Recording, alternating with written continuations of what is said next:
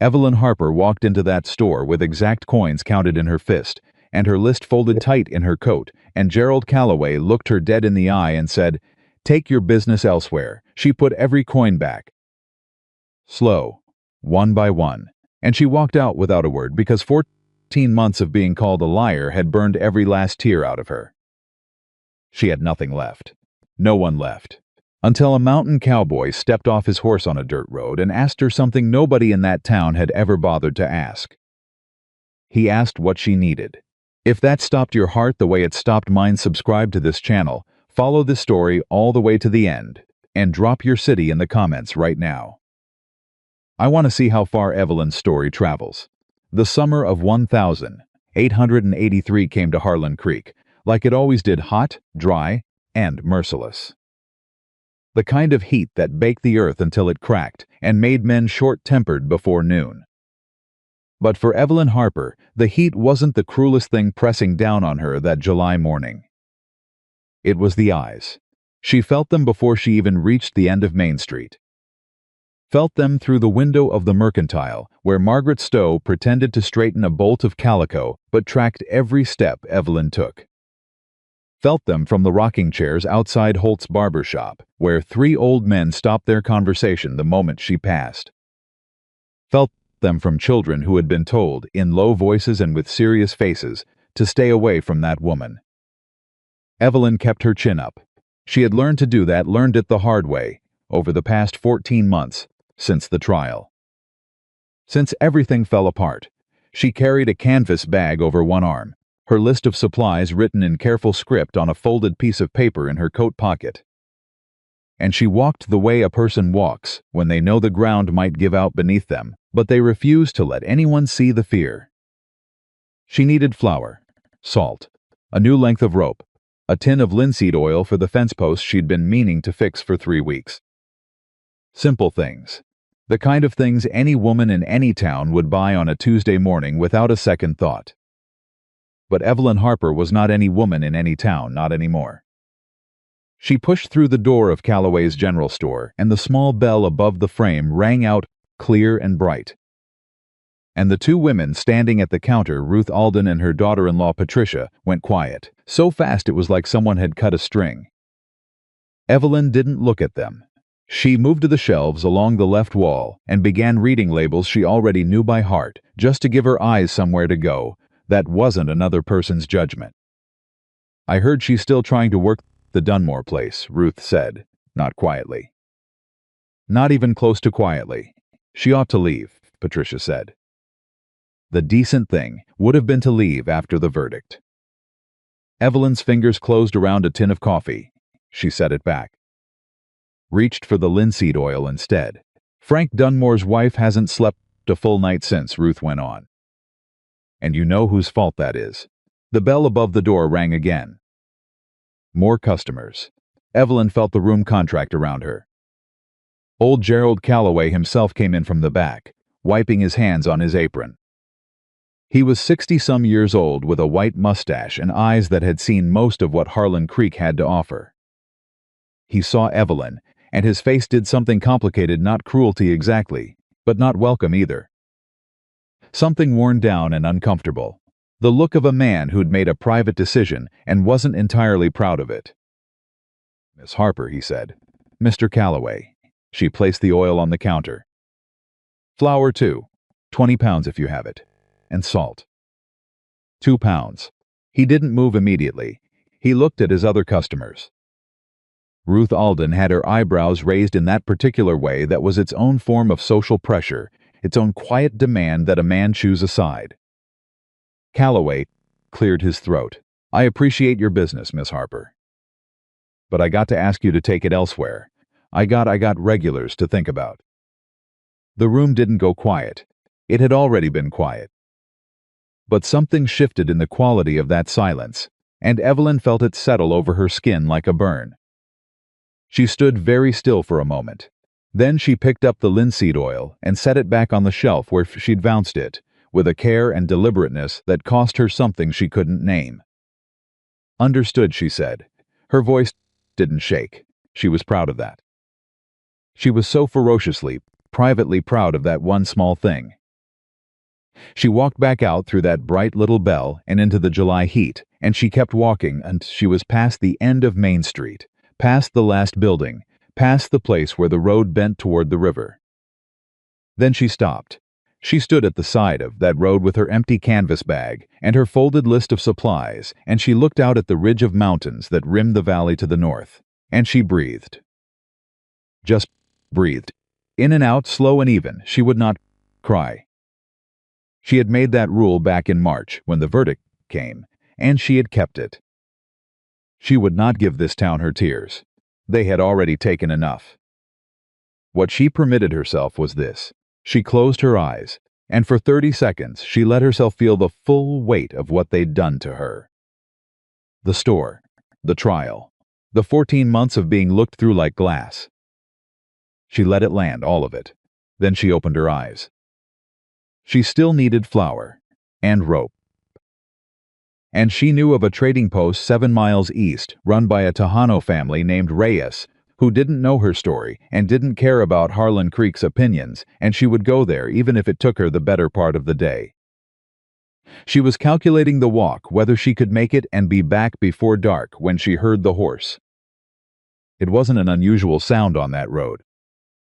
But something in the rhythm of it made her turn. A man came around the bend at a slow, unhurried pace. His horse was a dark bay with a wide chest and intelligent eyes, a mountain horse, built for difficult terrain and long days.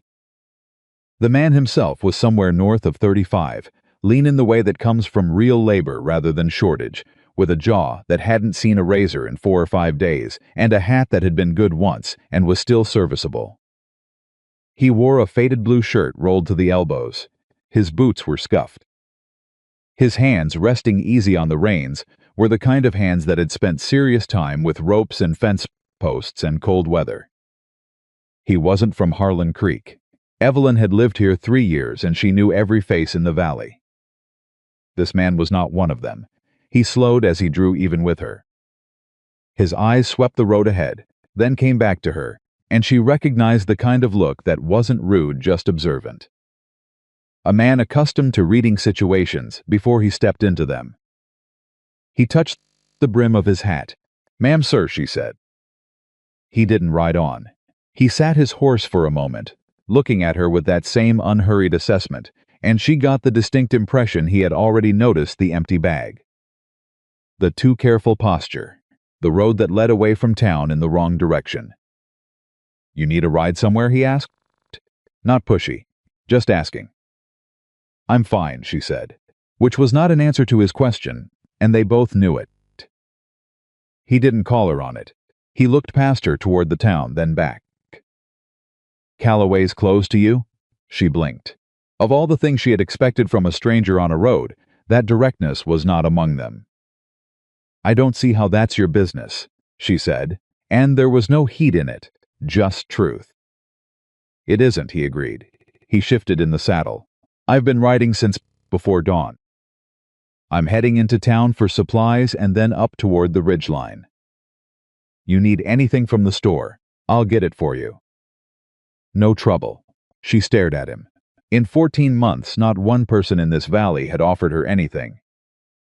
Not a spare egg, not a kind word, not a single moment of uncomplicated human decency. And here was a complete stranger, offering to walk into Gerald Calloway's store and purchase her supplies as casually as if it were the most natural thing in the world. "Why would you do that?" she asked. He considered the question with the seriousness it deserved. "Because you need flour and salt," he said finally. "And because whatever this town thinks it knows about you, I don't know any of it. And I find I'd rather start from scratch." She looked at him for a long moment. The sun was high and direct, and it showed everything plainly: the steadiness of his eyes, the absence of agenda in his face, the particular quality of stillness that belongs to people who are comfortable inside their own skin. "Evelyn Harper," she said. He nodded, like the name meant nothing to him and meant it honestly. "Caleb Whitaker. 20 pounds of flour," she said. 2 pounds of salt. A length of good rope, 30 feet. And linseed oil, if he has any left. Caleb Whitaker reached into his shirt pocket and produced a small notebook and a stub of pencil, and he wrote it down. Every item, without comment. "I'll be about 20 minutes, he said. He rode on into town. She watched him go. He was back in 18 minutes. The supplies were wrapped in paper and tied with twine and loaded into a set of saddlebags with a matter-of-fact efficiency that told her this was not the first time he'd done an errand for someone else. He handed them down to her without ceremony. "What do I owe you?" she asked. He named a figure that matched what the supplies would have cost, nothing added for the trouble. She counted out the coins from a small leather pouch she kept in her coat and held them up to him. He leaned down and took them. "Did Calloway say anything?" she asked, and then immediately regretted asking. It was not her business. She didn't need to know. Caleb settled back in his saddle. "He said you were trouble. And I told him I'd form my own opinion." He glanced toward the North Ridge. "You said you're working the Dunmore land?" She straightened. "My land. I purchased it legal and proper 14 months ago." Something crossed his face, not surprise exactly, more like a reassessment. "Your land," he said. "How far?" 4 miles north, then up the first switchback past the pine grove. There's a stone marker at the corner of the property." He looked at the sky. The sun was past its peak but still well up. "That's a long walk with 40-some pounds of supplies." "I've done it before. I don't doubt it." He looked at her. "I'll carry them up for you. I'm heading that direction anyway." She almost said no. The word was right there, the reflex so well practiced she could have said it in her sleep. She said it to everyone, had been saying it since the trial, because accepting anything from anyone in this valley meant owing them something, and owing people things had a way of being used against you. But he wasn't from this valley, and his eyes were the same steady gray they'd been since he first tipped his hat on the road, and there was nothing in them that looked like leverage or judgment or the particular hunger of a person collecting a debt. "All right," she said. They walked. He led the horse. She walked beside him. Neither of them spoke for a while, and this was the strangest thing, the thing she turned over in her mind for a long time afterward, it was comfortable. The silence between them did not press or demand or accuse. It was simply two people walking in the direction at the same pace. The road climbed. The valley fell away behind them. The air changed, cooled by a few degrees, sharpened by the smell of pine. Somewhere to their left a creek ran fast and clear, and the sound of it filled the spaces between their footsteps. "You're not from this part of Colorado," she said. "Not a question. Up near Garnet Pass. I run cattle up there. Come down a few times a year for supplies and business." "You have family up there?" A beat. No. She heard what was in that single word, not self-pity, but the factual statement of a man who had made his peace with a particular kind of solitude. She recognized it because she had one like it of her own. "How long have you been on the Dunmore on your land?" he asked. 3 years since I bought it. 14 months since the trial." "You don't have to tell me about the trial." "I know." She looked at the road ahead. "Franklin Dunmore is a banker. He came to me a year before everything fell apart, asking if I'd seen any issue with his water rights. I'd been tracking the creek levels since I arrived, keeping records. He had a legitimate claim against the upstream ranchers who'd been diverting water without proper filing." She paused. "I helped him build the case. Spent 4 months on it. He won. That sounds like a good outcome, it was. Until his wife found his letters to me." Another pause, shorter. "They were professional letters. Every single one of them. Business correspondence about creek levels and water law. But she didn't read them that way, and she didn't keep her interpretation to herself, and Franklin Dunmore let her believe what she wanted to believe, because it was easier than telling her the truth about how boring those letters actually were. Caleb didn't say anything for a moment. He let them blame you. Completely. Said he barely knew me. Said I'd approached him. Said the correspondence was my idea, and the records you kept. The water data, produced at trial, dismissed as fabricated. She said it without emotion. The emotion had burned off long ago, replaced by something harder and colder. He had better lawyers. Caleb stopped walking. He didn't make a production of it, didn't turn to face her with some dramatic expression. He just stopped, and she stopped beside him, and he stood looking at the ridge ahead with his hat brim casting a shadow over his eyes. "So you spent 4 months helping a man save his livelihood," he said slowly, "and when it cost him his marriage, he fed you to the town." "Yes, and the town ate you up." He started walking again. "That's a hell of a thing to do to a person." "It is," she agreed. They walked. Her property came into view around the bend of the trail, a log cabin, modestly built but sound, with a barn that needed paint and a fence that ran straight and true, except for the section along the north side that she'd been meaning to fix. A kitchen garden ran along the east wall. 3 horses moved in the paddock. Caleb stopped at the gate. He looked at the horses, really looked at them, the way a man looks who knows horses, and something in his expression shifted. One of them, a gray mare with a white blaze, came to the fence and pressed her nose against the rail. "That mare yours?" he asked. "She is. Her name's December. Bought her 3 years ago, when she was barely green-broke and half-starved. She's the best horse I've ever worked with." Caleb reached out and let December smell his hand before he offered his palm flat. The mare accepted it with the dignified calm of an animal that has been handled correctly for a long time. "You broke her yourself?" he asked. "Trained her, not broke-trained." "There's a difference." He glanced at her then, and for the first time there was something in his expression that went slightly beyond neutral.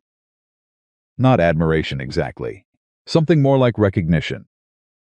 The way you look at someone when they say a thing you've thought yourself, but never heard anyone else say out loud. "There is a difference," he said. "Most people don't see it." He unloaded her supplies from the saddlebags and carried them to the door of the cabin, and she unlocked it, and he set them just inside the threshold with the same no-ceremony efficiency he'd had since the beginning. "You said you were heading to the ridgeline," she said. "That's another 4 miles at least." "About that." She looked at the sky. The afternoon was moving. "You could water your horse before you go." "There's a trough around the side." He nodded. He led his bay around and let it drink, and while it did he leaned against the fence rail and looked out at the valley below. And she stood in the doorway of her cabin and did not quite know what to do with a person who had spent the last 2 hours being decent to her, with no apparent motive. "Mr. Whitaker," she said. "Caleb," he said, without looking away from the valley. "Caleb." "Why?" He looked at her then. "Why did you stop?" she said. "On the road. You could have ridden past." He considered that for a moment, the same way he seemed to consider most things genuinely, without performance. "I stopped because you were standing of a road by yourself in the middle of the day with an empty bag," he said. "And something about that didn't sit right with me. And then when you told me what you needed, you said it plain, like a person who's used to being refused and is trying not to flinch about it." He paused. "I don't like seeing people work that hard to pretend they're fine." She didn't have an answer for that. She stood in her doorway and looked at him and felt something shift inside her chest, something that had been wedged in place for a very long time, and the shift wasn't comfortable, and she wasn't sure it was welcome. But it was real. "I'll be coming back through this way in about 3 weeks," he said. He straightened from the fence rail. "If you need supplies from town, I can arrange it the same way." "No trouble. You don't have to do that, I know." He checked the cinch on his saddle with a practiced tug. "Think about it." He mounted. His bay settled beneath him with the patience of a well-partnered animal. "Mr. Whitaker," she said. "Caleb." He looked at her. "Whatever this town told you," she said, "it told you the version that suited Franklin Dunmore." "I figured," he said. "The water records were real." "I believe you." She looked at him, this man she had known for less than 3 hours, this stranger who had walked into Calloway's store and bought her supplies, and carried them up a mountain road and watered his horse at her trough, and asked nothing in return. This man who had said, "I believe you like it," cost him nothing, because for him it genuinely didn't, because he had no stake in this town's story and had chosen, consciously, to hear hers first. "Why?" she said again, and this time she meant something different by it. He understood. He thought about it honestly, the way he seemed to do everything. "Because nobody starts from scratch if nobody gives them the ground to stand on," he said. Figured I had some ground to spare. He touched the brim of his hat. He rode up the trail toward the ridgeline, and the dust settled behind him, and the gray mare at the fence watched him go, and Evelyn Harper stood in the doorway of her cabin in the July heat and breathed. She did not cry. She had made that rule. But her throat was tight, and her eyes were warm, and she stayed in that doorway for a long time after he disappeared around the bend of the trail. 3 weeks was a long time. She knew how to count days, had been doing it for 14 months, marking them by the progress of her garden and the growth of her horses and the slow repair of her fences. She had enough supplies to last, if she was careful. She always was. She was not waiting for him to come back. She told herself that very clearly on multiple occasions over the following 3 weeks. She was not waiting. But on the morning of the 22nd day, she found herself at the paddock fence earlier than usual, looking down the trail that came in from the south, watching the place where the path bent out of sight. And December stood beside her, with one ear cocked in the same direction, and the two of them waited together in the early morning light without admitting to either waiting. He came around the bend at mid-morning. Same dark bay. Same rolled sleeves. Same hat. He raised one hand in greeting when he saw her at the fence, and she raised one back, and neither of them was particularly surprised. He pulled up at the gate. "I've got some mail for you," he said. Picked it up from the post, and Calloway had a new shipment of linseed oil. "Got you another tin." She took the letters he held down to her, 3 of them, the return addresses from places that knew her before Harlan Creek, people who had not forgotten she existed. "How much do I owe you for the oil?" she asked. He told her. She paid him. He didn't move to go. "The fence on your north side," he said, looking past her. "I know. I've been meaning to get to it. I've got 3 hours before I need to head back up." He dismounted. "2 sets of hands make it faster." She looked at him. "You came down from Garnet Pass to pick up my mail and fix my fence?" "I came down for supplies," he said mildly. "The rest is just good sense." She opened the gate. He walked through, and December stretched her neck out and pushed her nose against his shoulder, and he rubbed the mare's face with the comfortable familiarity of a man who had been doing this his whole life. "You two made friends fast," Evelyn said. "She's a good judge of character," he said. "She is," Evelyn agreed. They worked the fence for 2 hours and 40 minutes. They talked about cattle and horses, and the particular challenges of mountain terrain in winter, and the way the creek ran differently in a dry year. They argued, briefly and without heat, about the best way to seat a post in rocky ground. She was right. He acknowledged it. When they finished, she made coffee, and they drank it standing at the paddock fence, watching the horses move in the afternoon light. "You don't ask many questions," she said. "No," he agreed. "Most people ask questions. Most people are looking for something to confirm what they already think," he said. "I'd rather just watch." She looked at him. "And what do you see?" He thought about it. "A woman who knows what she's doing," he said. "With horses, with land, with herself." She looked away. Looked at the mountains. "I used to be more than that." "What were you before?" "A person people trusted." "You're still that," he said. "I trust you."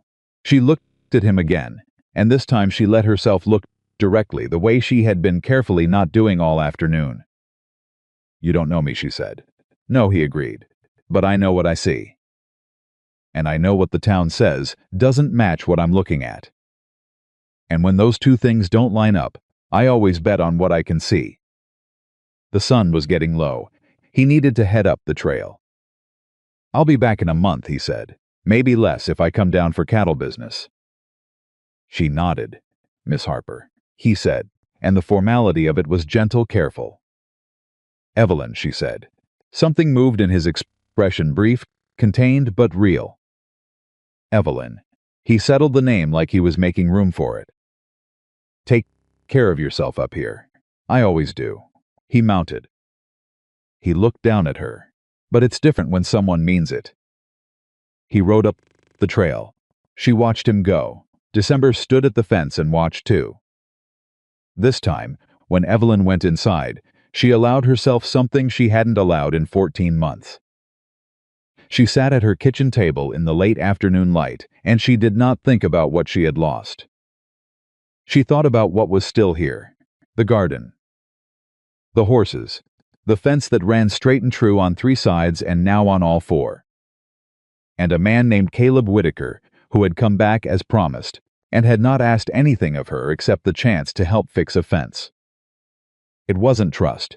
She was nowhere near trust. But it was something. Something new. Something she did not yet have a name for, but could feel beginning to take root in the dry, hard ground of everything that had survived the worst 14 months of her life. She folded her hands on the table. She breathed. She did not cry. But she let herself feel it, this small, careful, entirely unasked for thing, and she did not push it away.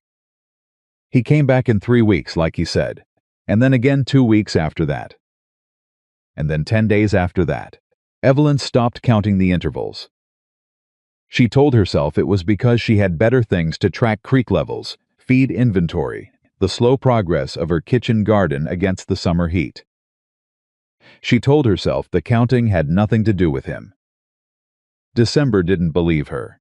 The mare had taken to standing at the south end of the paddock in the mornings, ears forward, watching the trail. Horses didn't lie about what they were waiting for. Evelyn had always respected that about them. The 4th time Caleb came down from Garnet Pass, he brought a problem with him. She heard his horse on the trail before she saw him, and she came out of the barn with a brush still in her hand, and she knew immediately that something was wrong. He rode the same dark bay, sat the same easy way, but his jaw was set in a line she hadn't seen before, and he pulled up at the gate without his usual unhurried scan of the property. "I need to tell you something," he said, "before someone else does." She put the brush down on the fence rail. "All right. I ran into Gerald Calloway at the trading post east of here. 2 days ago, he dismounted. He didn't open the gate right away, just stood on the other side of it, and she understood that he was giving her space to hear this standing on her own ground. He told me I was making a mistake, coming up here. I expect he did. He told me what Franklin Dunmore has been saying." Caleb's voice was level, but there was something underneath it, something compressed and careful. "Not just about the letters, about your character. About the kind of woman he says you are." Evelyn felt her jaw tighten. She had known in the abstract that the story had kept spreading. She just hadn't heard it said plainly to her face in a while. And I told Calloway the same thing I'm telling you now." He looked at her directly. "I don't believe a word of it." She searched his face for the thing she had learned to look for, the slight softening of certainty, the hedge, the but. That always came after "I believe you" in her experience. She didn't find it. "Why are you telling me this?" she said. "What Calloway says shouldn't change anything." "It shouldn't," he agreed. "But you deserve to know what's being said, and you deserve to hear that someone heard it and didn't change their mind." She opened the gate. He came through. They didn't talk about Dunmore again that day. They worked. She had 3 horses that needed trimming, and Caleb, without being asked, helped hold the first one steady while she worked. He was good at it. Good at being still, good at keeping a hand firm without gripping, good at talking to an animal in the low continuous murmur that kept them calm. "You've done this before," she said. "My mother kept horses," he said. "Before." She waited to see if he would say more. He didn't. She let it go, but the before sat in her mind for a long time afterward. It was on his 6th visit that she finally asked him something she had been holding back for weeks. They had finished the evening chores. She'd gotten into the habit of having things almost done by the time he arrived. because somehow the last hour of work went faster with another person, and somehow the coffee afterward lasted longer than it should have, and somehow the light was always further into evening than she'd intended.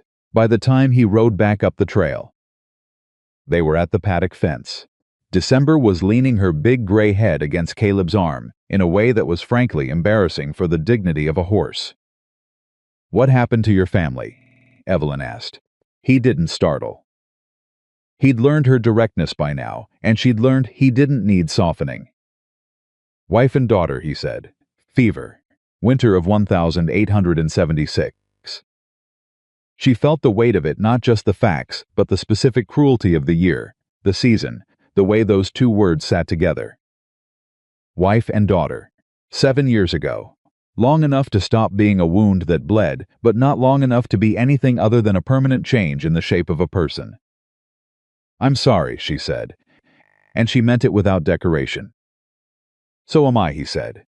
He was quiet for a moment. "I went up to the ridgeline about a year later. Built the cabin. Bought the cattle. Figured if I stayed busy enough and far enough from anyone, the grief would eventually get bored and leave." "Did it?"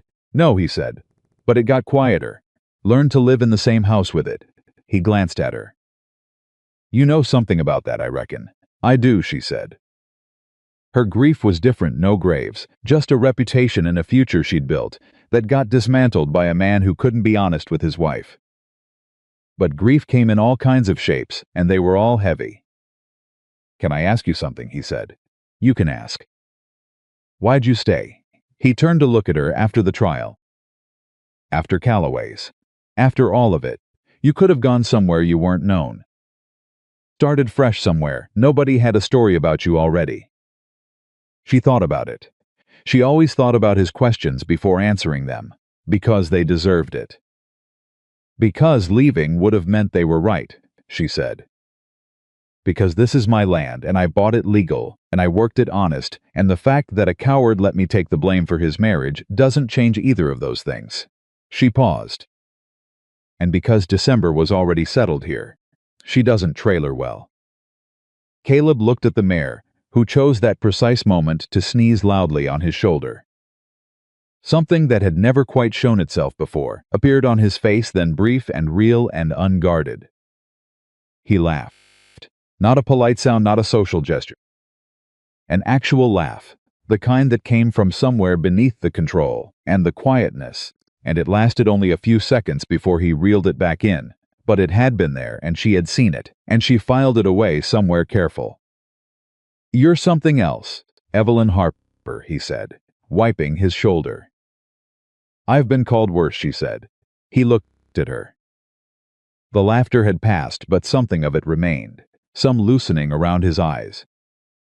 And she felt the shift between them that she had been aware of for weeks, the slow and careful shift of two people who started as strangers, and were becoming something else without having agreed to it.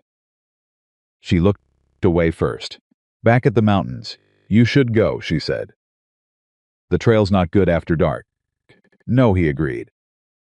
He straightened from the fence. "Same time next week?" She had told herself, at the beginning, that she would not let these visits become a habit.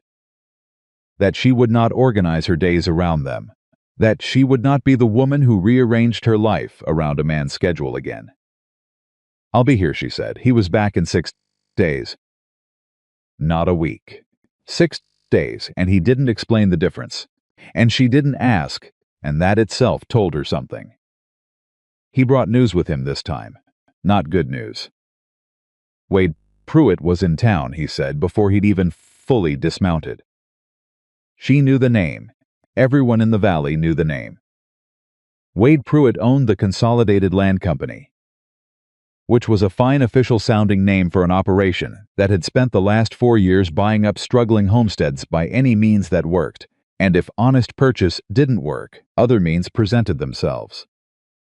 Pruitt had the kind of money that made men patient, and the kind of patience that made men dangerous. "What about him?" she said. Caleb tied the bay at the fence. His movements were measured, deliberate, the way they got when he was working through something. "He's been buying up the water rights along the lower creek." Got 4 of them now, all legal from ranchers who were herding for cash. He looked at her. Your Upper Creek access runs through the Henderson property. Jack Henderson took a meeting with Pruitt's man last week. Evelyn felt something cold move through her chest. The creek was everything.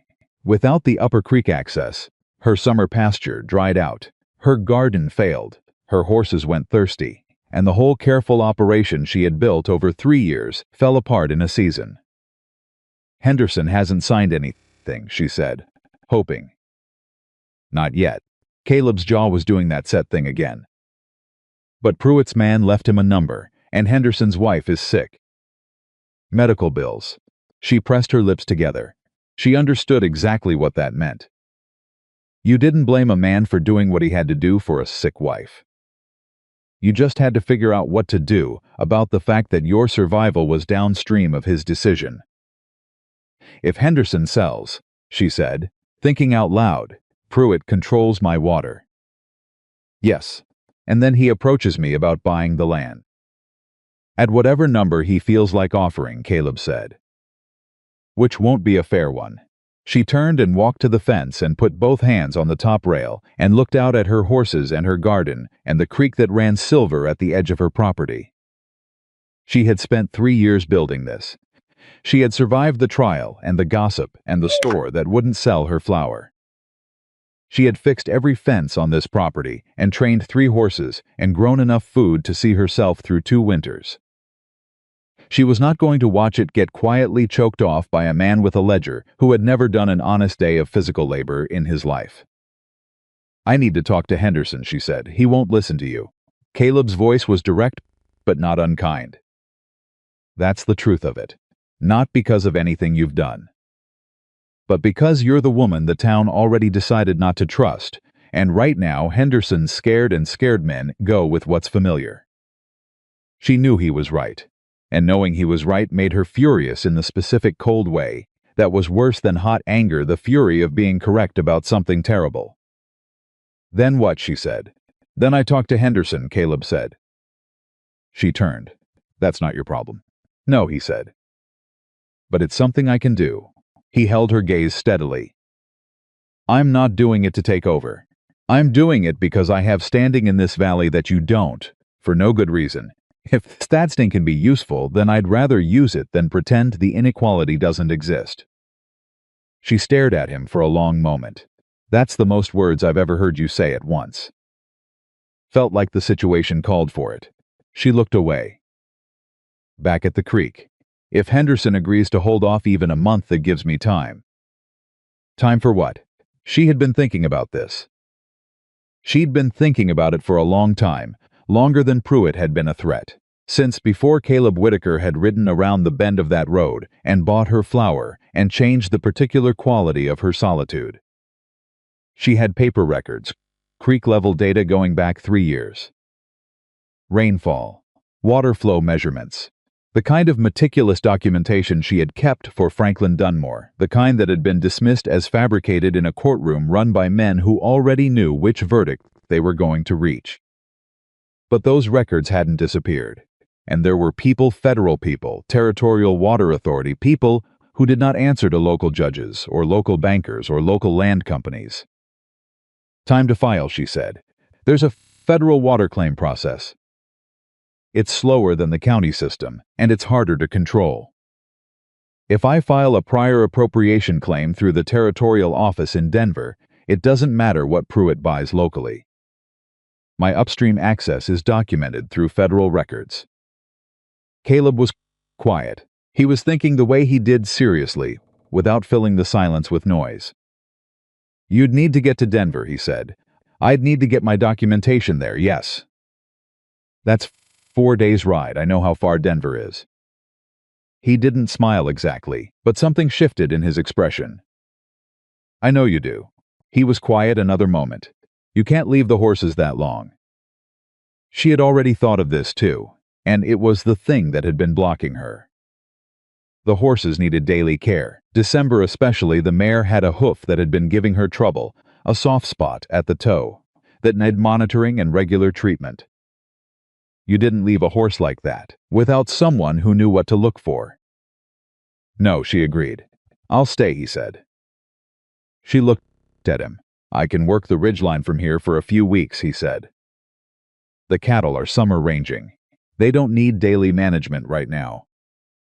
I can be here for the horses while you ride to Denver." She opened her mouth, closed it, opened it again. "You'd run my ranch while I'm gone." Run is a strong word. I'd keep things from falling apart. Caleb. She said his name with a particular weight, the kind that meant she needed him to hear her and not just listen. "I cannot have a man staying on this property. You understand what this town would do with that." He understood. She watched him understand it the way his face didn't change exactly, but something behind it registered the specific ugly arithmetic of reputation in a small valley where a woman's character was already considered forfeit. "Right," he said. "The barn." "What?" "I'll sleep in the barn." He said it like it was the most practical thing in the world. "Anyone comes by, I'm hired help working the property while you're away on business." Which is accurate.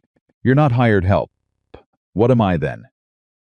She didn't have an answer for that. She stood at the fence, and the question hung in the July heat between them, and neither of them moved to take it back or explain it away. "Someone who gives a damn," he said quietly. "That's all. Just someone who gives a damn about what happens to you." And to this place. He looked at the horses, at December, who had come to stand near him, as if she'd been following the conversation, and approved of his position. "Let me help. Without cost to you." She looked at him for a long time, long enough that December got impatient and pushed her nose against Caleb's chest. "2 weeks," Evelyn said. "I'll need 2 weeks to make the ride and file and get back." "I'll be here," he said. She nodded. She turned back to the barn. At the doorway she stopped. "Caleb." He looked up from where he'd been rubbing December's nose. "The hay's in the left section," she said. "And December gets a bran mash every third day. She'll try to tell you it's every day. Don't believe her." The corner of his mouth moved. Not quite a smile. Close enough. "I'll keep that in mind," he said. She left on a Tuesday before dawn. She packed light, her documentation in an oilskin sleeve, money for the road, enough food for the first 2 days, her coat and her rifle and her good horse, a roan gelding named August who was steadier on long travel than December. Caleb was already up. He'd built a fire and made coffee and had it ready without being asked, and she drank it standing in the dark, because there was no point pretending this was anything but what it was: a person leaving, and a person staying. And both of them, knowing it mattered more than either, had said out loud. "Be careful on the pass," he said. "It's been dry, but there's been some rock movement on the south face." "I know the pass, I know you know." He handed her the second tin cup, which she put in her saddlebag for later. "I'll have Henderson talk to by the time you're back." "Don't promise what you can't deliver." "I don't," he said. She mounted. August settled beneath her, ready. She looked down at Caleb, standing in the pre-dawn dark, the fire behind him, coffee in his hand. And she thought, not for the first time, and with the same mixture of wonder and unease she always felt about how strange it was that this man had come into her life from a road she'd been walking alone and had simply declined to leave. 2 weeks, she said. "I'll be here," he said. She rode out. The first 3 days of the ride were straightforward. She knew the route, knew where to camp, knew which creeks were safe for August, and which were silted up from the dry summer. She kept her pace steady and her mind on the miles. But the 4th day, somewhere past the 2nd range, the weather turned. Not violent, not a storm in any dramatic sense, but a gray, heavy, relentless rain that started mid-morning and did not stop. The road went soft, and August had to work for every mile, and she was wet through by noon, and still wet through when she made camp at dusk. She ate cold food and slept in her coat with August hobbled under the trees. And she lay on her back in the dark, listening to the rain, and thought about the creek records in their oilskin sleeve, and told herself they were dry because she had checked the sleeve twice before dark, and they were dry. She thought about December's hoof. She thought about Caleb sleeping in her barn. She fell asleep thinking about the particular way he had said "I'll be here" both times she'd needed to hear it, like a man who understood that those words meant something real and was not going to say them casually. She arrived in Denver on the 6th day, stiff and road-tired, and 4 pounds lighter from the kind of travel that doesn't allow for comfortable eating. The Territorial Water Office was a 2-story brick building that smelled like paper and pipe tobacco, and the particular bureaucratic patience of people who processed a great deal of paperwork and felt no personal urgency about any of it. The clerk at the front desk was a young man with spectacles who looked at her documentation, and then at her, and then at her documentation again. "These are your records," he said. 3 years of creek-level measurements, rainfall logs, and water flow data for the upper tributary of Black Pine Creek in Harlan County, she said. "I'm filing a prior appropriation claim on behalf of my homestead. The property is legally registered in my name. This is quite comprehensive," he said. "Yes," she said, "it is." He looked up at her with an expression that was somewhere between surprise and reassessment. "Most homesteaders who come in don't have anything like this." "I know," she said. "That's why I kept it." He brought in a superior. The superior was a man named Hartley, 50-ish, with a precise gray mustache and the manner of someone who had been handling land disputes for decades and had stopped being impressed by most things. He sat down with her records and read them. Actually, read them, page by page, in silence, while Evelyn sat across the desk and kept her hands still in her lap and breathed. When he finished, he set the last page down and looked at her. "Miss Harper," he said, "these records establish a clear prior appropriation basis for your Upper Creek access going back to 1880. If the Consolidated Land Company or any subsequent buyer of the Henderson water rights attempts to restrict your access, these documents give you standing to challenge that restriction through federal court." She had known this was coming. She had believed it was coming. She had ridden 4 days in the rain on the strength of that belief. And still, when Hartley said it out loud in his precise bureaucratic voice, she felt something give way in her chest, something that had been braced for so long that the release of it was almost physically painful. "How long will the filing process take?" she asked. "I can have a preliminary filing recorded within 30 days, he said. "Full confirmation within 90. In the meantime," he looked at his records clerk, "we can issue a provisional notice of claim that would complicate any competing purchase significantly." "Yes," she said. "Please," he nodded. He picked up his pen. "You put this together yourself?" "Yes. In the middle of a disputed property situation, and I assume considerable local opposition." "Yes." He looked at her for a moment. "Then you've done the hard part already," he said, and returned to his paperwork. She walked out of that building into the Denver afternoon and stood on the boardwalk and looked at the street and let the relief move through her completely, all at once, without holding any of it back. She had earned this, every cold morning taking measurements, every careful entry in her log, every day she had stayed when it would have been easier to go. She sent a telegram to the trading post at the foot of the Ridgeline Trail, addressed to Caleb Whitaker. It said filed. Coming back Thursday, both creeks holding. She didn't know if he would receive it. She sent it anyway. She made better time going home than coming. The weather cleared. August found his stride. She pushed harder than she probably should have, and arrived at the gate of her property Wednesday evening, a full day early, still mounted, with dust on her coat and the oilskin sleeve empty and the provisional notice of claim signed and sealed in its place. Caleb was at the paddock fence. He turned when he heard August on the trail, and he looked at her the way a person looks when they've been keeping a private count of the days and have not admitted it to themselves. "A day roads," she said. She dismounted.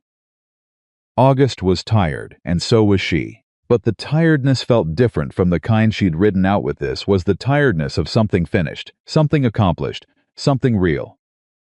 "Henderson," she said. "Held off," Caleb said. "I told him I was managing your property while you filed a federal claim.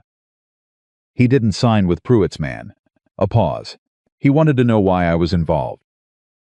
What did you tell him? Told him I had a stake in how this valley treats its residents. He looked at her steadily. He's not a bad man. He's scared. Scared men need something to hold on to. Did he hold on? He's holding. Another pause. For now. She nodded. She led August toward the barn. Caleb fell in beside her. December's hoof? She better. 3 days of the mash. She only tried to fake me out once. Something warm moved through her. She likes you. Animals are good judges, he said. You said that before. Still true. They were at the barn door. She stopped. She was tired and dusty, and her back ached from 6 days of hard riding. And she was also, for the first time in 14 months, standing on ground that was legally documented as hers all the way to the federal level, and not a single person in Harlan Creek could take that away from her now. She turned. Caleb was standing at the barn door and looking at her, and his face had gone past the usual careful stillness into something she hadn't seen on him before, something exposed, something he hadn't entirely planned on showing. Thank you, she said. She meant it for all of it: the flour and salt on a July road, the fence posts, the conversations at the paddock, the 6 days of caring for her horses while she rode through rain to Denver. She meant it for the Henderson conversation, and for sleeping in her barn like a hired hand to protect her reputation, and for saying "I'll be here" like it was a promise and keeping it. She meant it for asking what really happened before he believed anything else. He looked at her for a moment. You did the hard part, he said. The same thing Hartley had said, and coming from Caleb it meant something different and something more. We're not finished, she said. Pruitt isn't done. No, he agreed. He isn't. We'll deal with it, Caleb said. You're not doing it alone. She looked at him. You're not doing it alone. 7 words, the most ordinary words in the world. The kind of thing people said all the time and meant for a week and then forgot. But Caleb Whitaker was not the kind of man who said things he didn't mean. And she had watched him for weeks now, and she knew that about him the same way she knew December's gait or the weather pattern off the North Ridge from careful attention over time. From watching and listening and trusting what she observed over what she'd been told. She believed him. That was the moment right there. Standing at the barn door with August blowing tired air behind her and December's head appearing over the paddock rail to register her return, that was the moment she felt it shift from something unnamed into something she would have to eventually give a name to. Not yet. She wasn't ready. But it was there. Your stuff is still in the barn, she said. There's no reason to rush back up the trail tonight. He looked at her. You sure? You're hired help, she said, keeping her voice level. Hired help doesn't ride out after dark. His expression did the thing, the almost smile, the compression of larger into something small and contained and real. Fair enough, he said. I'll start on breakfast.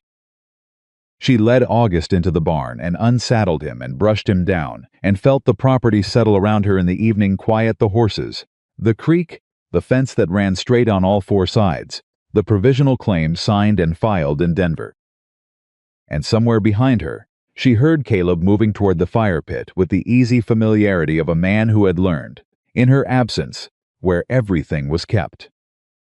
Like a man who had made himself useful without making himself at home, but who had learned the difference between the two things well enough to know which direction he was moving. She pressed her forehead against August's neck for a moment. Then she went to help with the fire. Wade Pruitt arrived on a Friday. Evelyn knew he was coming before she saw him.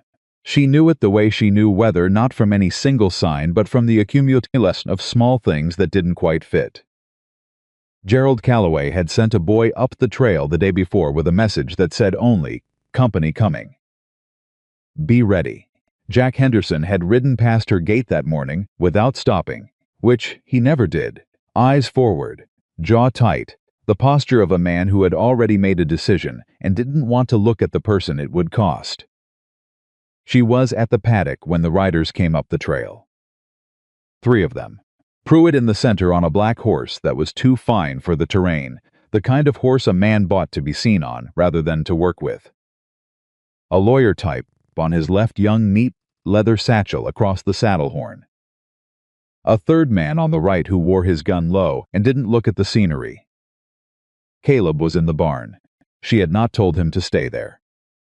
She had not told him anything, but she heard the sound of his work stop when the riders came through the gate, and she was glad of the silence that followed, because it meant he was listening and not moving, and that was exactly right. Pruitt pulled up 10 feet from her and did not dismount. That told her everything about how he intended to run this conversation. "Miss Harper," he said. He had a broad, weathered face and small, pale eyes and the particular smoothness of a man who had delivered bad news so many times it no longer troubled him. "Wade Pruitt. I believe you know who I am. I know who you are," she said. She did not move toward him. She did not take her hands out of her coat pockets. She stood at the paddock rail and looked at him with the same steady patience she used on difficult horses, not aggressive, not retreating, just present and immovable. "Then you know I'm not a man who makes unnecessary trips," he said. "I've come to make you a fair offer on this property." "This property isn't for sale." He smiled. It didn't reach those pale eyes. "Mr. Harper, I think if you look at your situation clearly, you'll find that it's in your interest to hear the number before you decide that." "I've heard your numbers," she said. "I know what you paid the Keller family for their 300 acres. I know what you paid the Reinhardts. Fair isn't a word I'd use for either of those transactions." The lawyer on his left shifted in his saddle. Pruitt's smile didn't change. "Those were negotiated in good faith. Those were negotiated with families who were frightened and running short on options," she said. "I'm neither." Pruitt looked at her for a moment. Then he looked at the property, the barn, the paddock, the fence that ran straight on all 4 sides, the kitchen garden along the east wall. He was calculating. She could see it happening behind his eyes. "You filed a federal water claim last week," he said. She had expected this. He had people in Denver, or people who knew people in Denver. "Of course he did. I did," she said. "Provisional claims get contested all the time," he said. "Especially when the prior appropriation basis is disputed. That kind of legal process can take years. Expensive years." He let that sit for a moment. "I'm offering you a way out of that uncertainty. I don't experience certainty the way you do, Mr. Pruitt," she said. "I've been uncertain for 14 months and I'm still here. You'll have to do better than the threat of a long legal process." Something shifted in his expression. Not anger. Men like Pruitt didn't get angry in front of people they were trying to buy.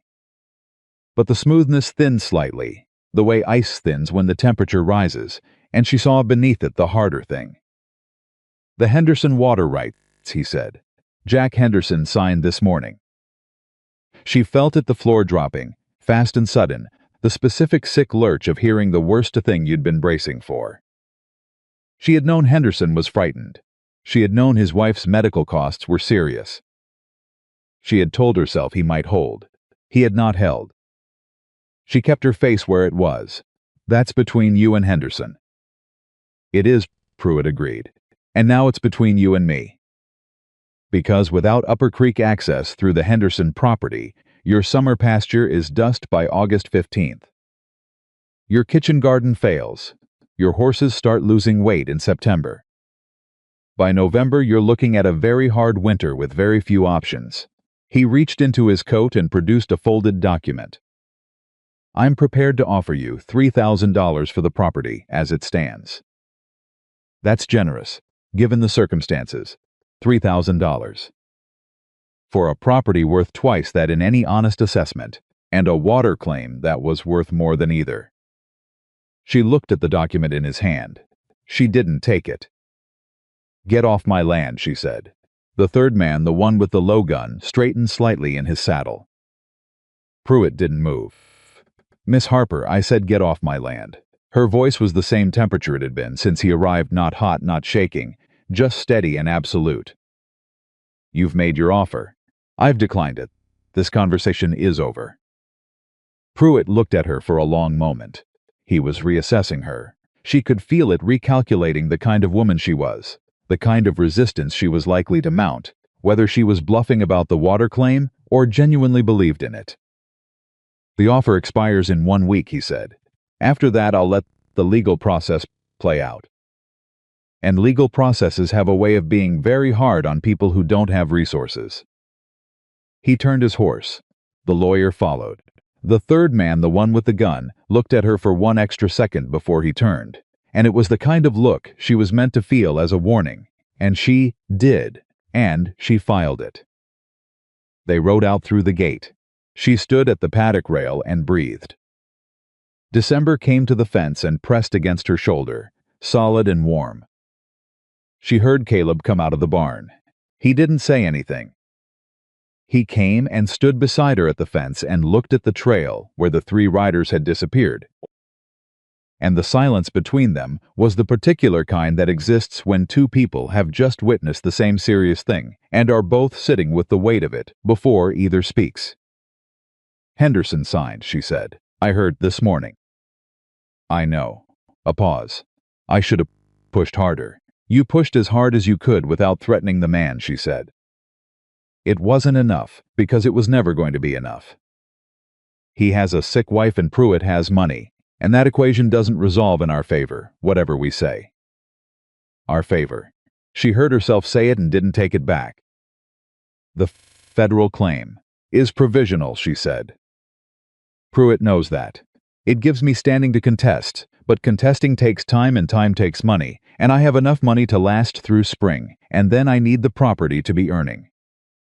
She was thinking out loud now, working through it the way she worked through a problem, with a difficult horse, not against it, with it, following the logic of the resistance until she found the place where it gave. He cuts the creek access.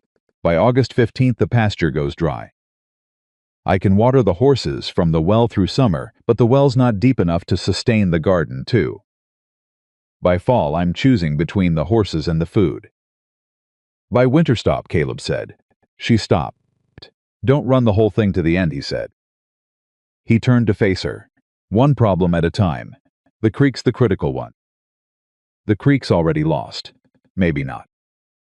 He looked at the trail again, and she could see him thinking, not the surface kind of thinking, but the deep, slow kind that came from years of solving practical problems in remote terrain with limited resources and no one to ask for help. "The Henderson property borders yours along the North Ridge. His water rights are for the lower diversion, the agricultural channel he uses for his field. They don't necessarily include the upper tributary where it crosses the ridge." She looked at him. "Pruitt's lawyers will argue they do." "Pruitt's lawyers will argue anything he pays them to argue," Caleb said. "But if the upper tributary is a separate water source from Henderson's agricultural diversion, and your federal claim documents it as such, then Henderson's sale doesn't touch it." He looked at her. "Your records. The 3 years of measurements. Did you document the upper tributary separately from the lower channel?" She thought. She ran back through 3 years of notes in her head, the specific language she had used for each data point, the dates, the measurements. "Yes," she said slowly. "I logged them separately because the flow patterns are different. The upper tributary runs from snowmelt. It behaves differently from the agricultural channel, which is fed by the lower springs. Then they're documented as distinct water sources. In my records. Pruitt's lawyers will argue they're hydrologically connected." "Are they?" She thought about it. Honestly, rigorously, the way she thought about everything that mattered. "There's a shared aquifer at depth," she said, "but the surface courses are separate. Different drainage patterns. Different seasonal behavior." "Who would know that?" Caleb said. "Officially. Someone with standing in a federal proceeding." She looked at him. The pieces were moving in her mind, assembling themselves into something she hadn't quite seen before. "A hydrological surveyor," she said.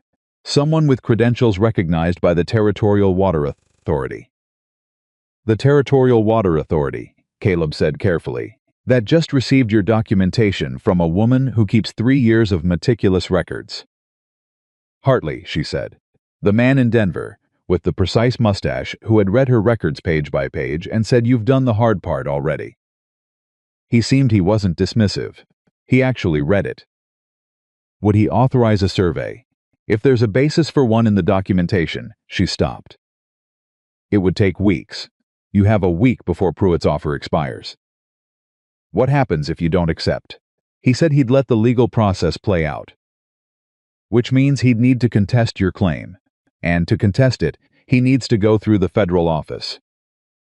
And if the federal office has already been asked to review the hydrology, Caleb looked at her. He'd be walking into a proceeding that's already underway, she said. He'd have to respond to the survey findings, not just assert his position. It doesn't stop him, Caleb said. He has money and he has lawyers. No, she agreed, it doesn't stop him. But it changes the terrain. It moves the fight onto ground where my records are the foundation instead of something to be dismissed. She stood at the fence and felt the shape of it, not a solution, not safety, but a path. A direction. Something to do other than wait for the winter she'd been calculating. I need to send another telegram to Denver, she said. The trading post will be open tomorrow morning, Caleb said. I'll go tonight. He looked at her. The trail's not safe after dark. I've ridden it in worse conditions, Evelyn. He said her name the way he did when he meant her to actually hear him. One night won't change Pruitt's timeline. Go in the morning. Sleep first. She looked at him. She was wired through with the specific electricity of a person who has just been threatened and has just found a response and wants to move immediately, because moving is the only thing that feels like control. And she knew, watching him watch her, that he understood exactly that feeling, had probably felt it himself more times than she'd want to count, and was not dismissing it. Was just asking her to be practical. Morning, she said. Morning, he confirmed. She didn't sleep well. She lay in the cabin and ran the hydrology through her mind, the upper tributary, the lower channel, the aquifer depth, the seasonal patterns. She ran the legal logic. She ran Pruitt's next move, and his move after that, and the counter to each one. She ran the money, carefully, the way she always ran the money, with the particular precision of a woman who had no margin for error. Sometime past midnight, she heard December moving in the paddock. Restless. Horses picked up human anxiety the way they picked up weather before it arrived, through some channel that wasn't quite sound or smell, but was more intimate than either. She got up and went to the window and looked out. Caleb was at the paddock fence. He'd heard December too. He was talking to the mare in the low, continuous murmur she'd learned to recognize, not words exactly, or not words you could hear from a distance, just sound and rhythm and the physical fact of presence. December settled. He did that. That was the thing about him that she had stopped being surprised by and had started simply accepting. He noticed what needed attending, and he attended it, without announcement, without expectation of recognition. He fixed fences. He carried supplies. He slept in a barn to protect her reputation. He stood at a paddock fence in the middle of the night, talking a restless horse back to calm. She watched him for a moment. Then she went back to bed. She slept. The telegram she sent to Hartley in Denver the next morning was 4 sentences long. She asked whether the provisional claim documentation was sufficient to request a hydrological survey of the upper tributary. She described the Henderson sale and Pruitt's offer. She asked how quickly a survey review could be initiated. Hartley's response came back in 2 hours, which told her he was either at his desk or had left instructions to flag anything from her file. Documentation sufficient. Survey request submitted this morning pending review. Preliminary findings expected 14 days. Do not accept any offer pending federal review. Hartley, she read it twice. She handed it to Caleb across the trading post counter. He read it. He handed it back. He didn't say anything for a moment. He submitted it this morning, she said, before I even asked. He read your records, Caleb said. He read them and he believed them. Yes. She folded the telegram carefully and put it in her coat pocket beside the provisional claim notice. 2 pieces of paper. Between them, enough to change the shape of what was possible. 14 days, she said. And Pruitt's offer expires in 7. Yes. So when the week's up and you don't sign. He moves to contest, she said, and walks into a federal review that's already underway. She looked at the telegram in her pocket. He'll know about the survey request within a day or 2. He has people watching the federal office. What does he do when he finds out? She thought about it. What did a man like Pruitt do when the terrain shifted beneath him? He didn't stop. Men like Pruitt never stopped, because stopping meant the investment was lost, and lost investments were the only thing that actually frightened them. He escalated. He found another angle. He applied pressure somewhere softer. He looks for another way in, she said. Not the water. Something else. What else does he have? She didn't answer immediately. She was thinking about the third man, the one with the low gun, who had given her that extra look as they rode out. She was thinking about what it meant that Pruitt had brought that man to what was supposed to be a business conversation. He'll look for something to use against my credibility, she said. The trial. Dunmore. He'll try to get it in front of the federal review as a character question. Caleb's jaw did the thing. He can't introduce the Dunmore verdict in a water rights proceeding. Not formally, but he can make sure the story is circulating in Denver when the surveyor arrives. He can make sure the surveyor has heard the name Evelyn Harper before he reads my records. She looked at Caleb. It worked in county court. Why wouldn't he try it federally? Caleb was quiet. He was working through it. She could tell, not dismissing it, not reassuring her it wouldn't happen, just thinking about whether it was true and what to do if it was. She valued that about him. She had valued it from the beginning, without knowing quite how much. Your records stand on their own, he said finally. The measurements are the measurements. Nobody can look at 3 years of creek level data and say it's dishonest because of what happened in a county courthouse over something unrelated. Hartley can't, she said. A surveyor with scientific training can't. But a federal judge who's heard the story. Then we make sure the story he hears is yours, Caleb said. She looked at him. Dunmore, he said. The actual truth of what happened. Not the Harlan Creek version. Your version, with your documentation. The original water records you paired for his case. Do you still have them? She stared at him. Yes, I kept everything. Then their evidence. Not of the Dunmore case of who you are. Of what kind of person produces 3 years of meticulous creek records. Of the pattern of your work. He was leaning on this trading post counter now, not with his usual easy stillness, but with a forward intensity she hadn't seen from him before. You didn't just accidentally keep good records for yourself. You kept them for Dunmore first. You kept them because that's how you work. That's who you are. And if Pruitt tries to use the Dunmore story as a character question, you answer it with the original records and let people draw their own conclusions. She stood at the counter and felt something she hadn't felt in a very long time, not relief, not hope exactly, but the specific sensation of being fully seen. Not the version of herself that the town had decided on, not the convenient story that a frightened banker had told his wife, not the woman Calloway refused to serve. The actual version. The one who measured creek levels at dawn, because she understood that water was survival and survival required attention, and attention was something she had always been willing to give. You think it'll work, she said. I think it gives you a fighting chance, he said. I think it's better than waiting for Pruitt to set the terms. She nodded slowly. She looked at the counter for a moment. Then she looked up at him. I'm going to need to go back to Denver, she said. I know.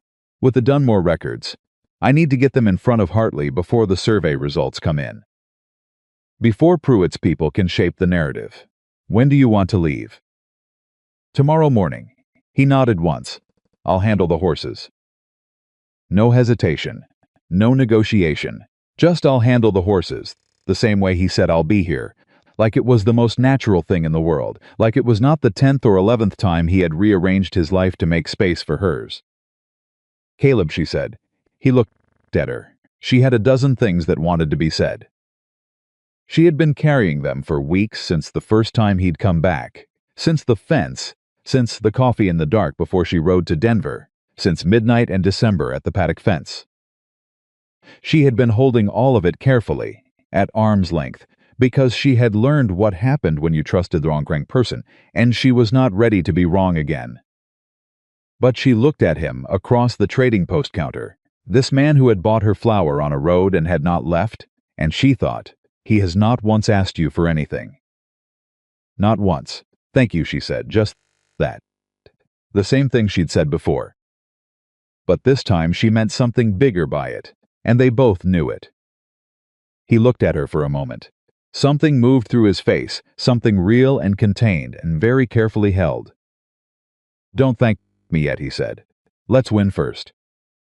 She was packed by nightfall and gone before dawn. The second ride to Denver was faster. August knew the route now, and the weather held, and she pushed, not recklessly but steadily, the way a person pushes when they know exactly what they're riding toward. She arrived at Hartley's office on the fourth day. He was not surprised to see her. He had the survey request files already open on his desk. I expected you'd come back, he said. Sit down. She sat. She put the Dunmore records on his desk, all of them, the original water measurements, the correspondence logs she had kept of every communication with Franklin Dunmore, the timeline of the case, the final verdict. I need you to read these, she said, before the survey results come in. Before anyone tells you a story about who I am. Hartley looked at the stack of documents. Then he looked at her. Someone's already been in contact, he said. A representative of the Consolidated Land Company, 2 days ago. He brought a letter from a county judge in Harlan Creek. Evelyn felt the cold move through her again. Pruitt had moved faster than she'd anticipated. What did the letter say? It questioned the reliability of your documentation based on a prior verdict regarding your character. And Hartley picked up his pen. And I told the representative that character assessments from county proceedings have no standing in a federal water rights review, and that he was welcome to submit a formal objection in writing which would be reviewed on its merits. He looked at her. I also told him that the documentation we'd received was the most thorough prior appropriation record this office has processed in 11 years. She looked at him. You defended it. I defended the process, he said. Which the documentation follows correctly. He tapped the Dunmore records she'd brought.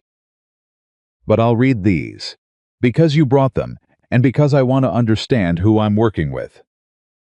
She let out a breath she had been holding since the trading post. He read. It took 40 minutes. She sat in the chair across from him and watched him turn pages and did not speak.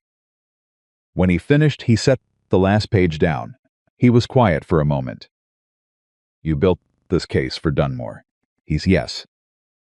And he let the court believe you'd fabricated it. Yes. Hartley looked at her. Miss Harper. This water record and the Dunmore record are identical in methodology. Same measurement intervals. Same level of precision. He paused. You cannot fake methodology. You can fake a number, but you cannot fake 3 years of internally consistent data collected under a single coherent system. Another pause. Whoever told that county court your records were fabricated was either deeply ignorant of hydrology or was lying. She pressed her lips together. The second one, she said. I assumed as much. He picked up his pen again. I'll attach a methodology note to the survey file. The surveyor will see both record sets before he begins his field work. She sat in that chair in Denver and looked at the man across the desk from her, a bureaucrat with a precise gray mustache who believed in process and evidence and the internal consistency of data, and she felt something she had not felt in 14 months. She felt the ground beneath her feet, solid, real. Hers. She thanked him. She stood. She was halfway to the door when he spoke again.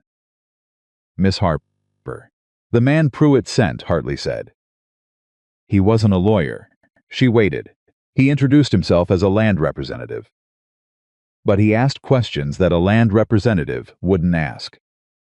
About the surveyor's schedule, about which trails access the upper tributary, about how far the Henderson property boundary ran along the ridge. Hartley looked at her steadily. I don't tell you this to frighten you. I tell you because you should know what kind of man you're dealing with. She stood in his doorway and understood. The third man. The one with the low gun. He hadn't come to the business meeting as a warning. He'd come to learn the terrain. Thank you, she said. Her voice was steady. She rode out of Denver that afternoon instead of waiting for morning. She pushed August hard and camped later than she should have, and woke before dawn and pushed again, because she was thinking about Caleb alone at the property with the horses, and no reason to know that Pruitt had sent someone to learn the trails. She was 3 hours from home when she heard the first rider behind her. She didn't turn. She kept August at the same pace and moved her hand to her coat and felt the familiar weight of the rifle in its scabbard, and thought very carefully about what she knew and what she didn't know, and what a smart woman did when she was 3 hours from home, and someone was behind her on a mountain trail. She turned off the main trail at the second pine grove. The rider behind her did the same. She turned August around. Her rifle was in her hand. She sat her horse in the middle of the trail and waited. The rider came around the bend and pulled up hard when he saw her. It was not the man with the low gun. It was Jack Henderson. His horse was blowing like he'd been riding fast for a long time. His face was the color of old ash, and his eyes were the eyes of a man who had done something he couldn't undo and was trying to figure out whether there was anything left to do about it. Miss Harper, he said. His voice cracked on the second word. I need to tell you something. She kept the rifle where it was. Talk. Pruitt's man, he said. The one I signed the water rights over to. He came back last night. He asked about your property. About the upper trail to your place. About whether you had a man staying with you. She felt every nerve in her body go sharp. What did you tell him? Henderson looked like he might be sick. I told him you had a hired hand. I didn't know. I thought it was just business questions. But then this morning I heard from my neighbor that 2 men left Harlan Creek before dawn heading north, and they weren't carrying surveying equipment. He swallowed. Miss Harper, for all of it. For signing. For I should have held on longer. She looked at him for a moment. She thought about 14 months of loneliness and a water claim and a man sleeping in her barn to protect her reputation. How far ahead are they, she said. Maybe less. She turned August back toward the trail. Miss Harper Henderson started. Go home to your wife, she said, and if anyone asks where you saw me, you didn't. She pushed August into a run. 2 hours. 2 men. And Caleb alone at the property with no reason to expect anything but a normal morning. She rode. She rode August harder than she had ever ridden any horse in her life. Not recklessly, she was not a reckless woman, but with the particular focus of someone who has done the math and knows exactly how much margin she has and intends to use every inch of it. The trail climbed. August's breath came in hard rhythmic bursts beneath her. She kept her weight forward and her eyes on the path, and did not let herself think about what she might find when she got there, because thinking about it would slow her down, and slowing down was the one thing she could not afford. 2 men before dawn, not carrying surveying equipment. She knew what that meant. She had known it the moment Henderson said it on the trail. Pruitt was not a man who accepted a changed terrain without trying to change it back. And when legal pressure didn't move a woman fast enough, men like Pruitt found other kinds of pressure. She came over the last ridge at a full gallop and pulled August up hard at the tree line above her property and sat her horse and looked. The gate was open, not broken open, the way it looked when someone had come through recently and not bothered to close it behind them. Caleb's bay was tied at the paddock fence. That meant he was here. That meant he hadn't seen them coming, or had seen them and stayed. She heard voices. She dismounted and tied August to a branch and moved on foot, her rifle in both hands, using the noise of the wind in the pines to cover her approach. There were two of them, like Henderson had said. One was the man with the low gun from Pruitt's original visit. The other was broader, older, with the kind of face that didn't express much of anything. They were standing in the yard between the barn and the paddock. Caleb was standing 10 feet from them. He was not holding a weapon. She stopped. She watched, Mr. Whitaker, the man with the low gun was saying. His voice was conversational, almost friendly, the way a voice got when the person using it wanted you to understand that friendliness was a choice they were currently making and could unchoose at any moment. We're not here to cause trouble. Mr. Pruitt simply wanted us to remind Miss Harper that his offer has a deadline and that the timeline might benefit from being moved forward. Miss Harper's not here, Caleb said. His voice was the same as always, level, unhurried, carrying no information about what he was thinking underneath it. We can wait. The property doesn't receive visitors without invitation, Caleb said. I'll need you to ride back out the gate. The broader man shifted his weight. The man with the low gun smiled. See, now that's the thing, he said. We didn't really come here for an invitation. We came here to have a conversation.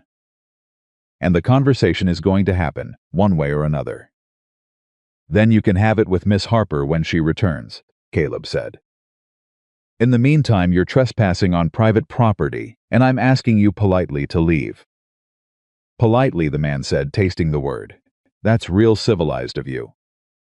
Evelyn moved. She came around the corner of the barn with the rifle at her shoulder and her eye on the line, and her voice as steady as she could make it. Get off my property. Both men turned. The broader one went very still in the way that meant he was calculating. The man with the low gun did not go still. He turned with a kind of loose readiness that told her he had been in situations like this before and was not frightened of them. But he looked at the rifle, and he looked at the woman holding it, who was not shaking and was not bluffing, and he made a calculation. Miss Harper, he said, we're just here to talk. You came before dawn without announcing yourselves to a private property, she said. That's not a conversation. That's a threat. And I'm done receiving threats. She kept the rifle exactly where it was. You have 30 seconds to be through that gate.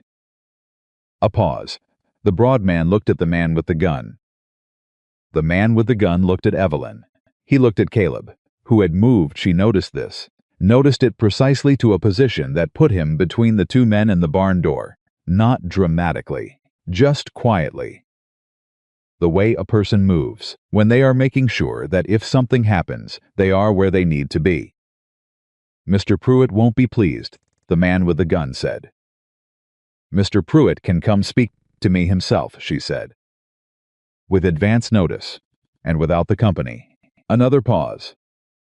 Then the man with the gun tilted his head, slightly acknowledgement, not quite surrender, and touched the brim of his hat in a mockery of courtesy. And the two of them walked to their horses and rode through the gate. Evelyn kept the rifle up until they were out of sight around the bend. Then she lowered it. Her arms were shaking.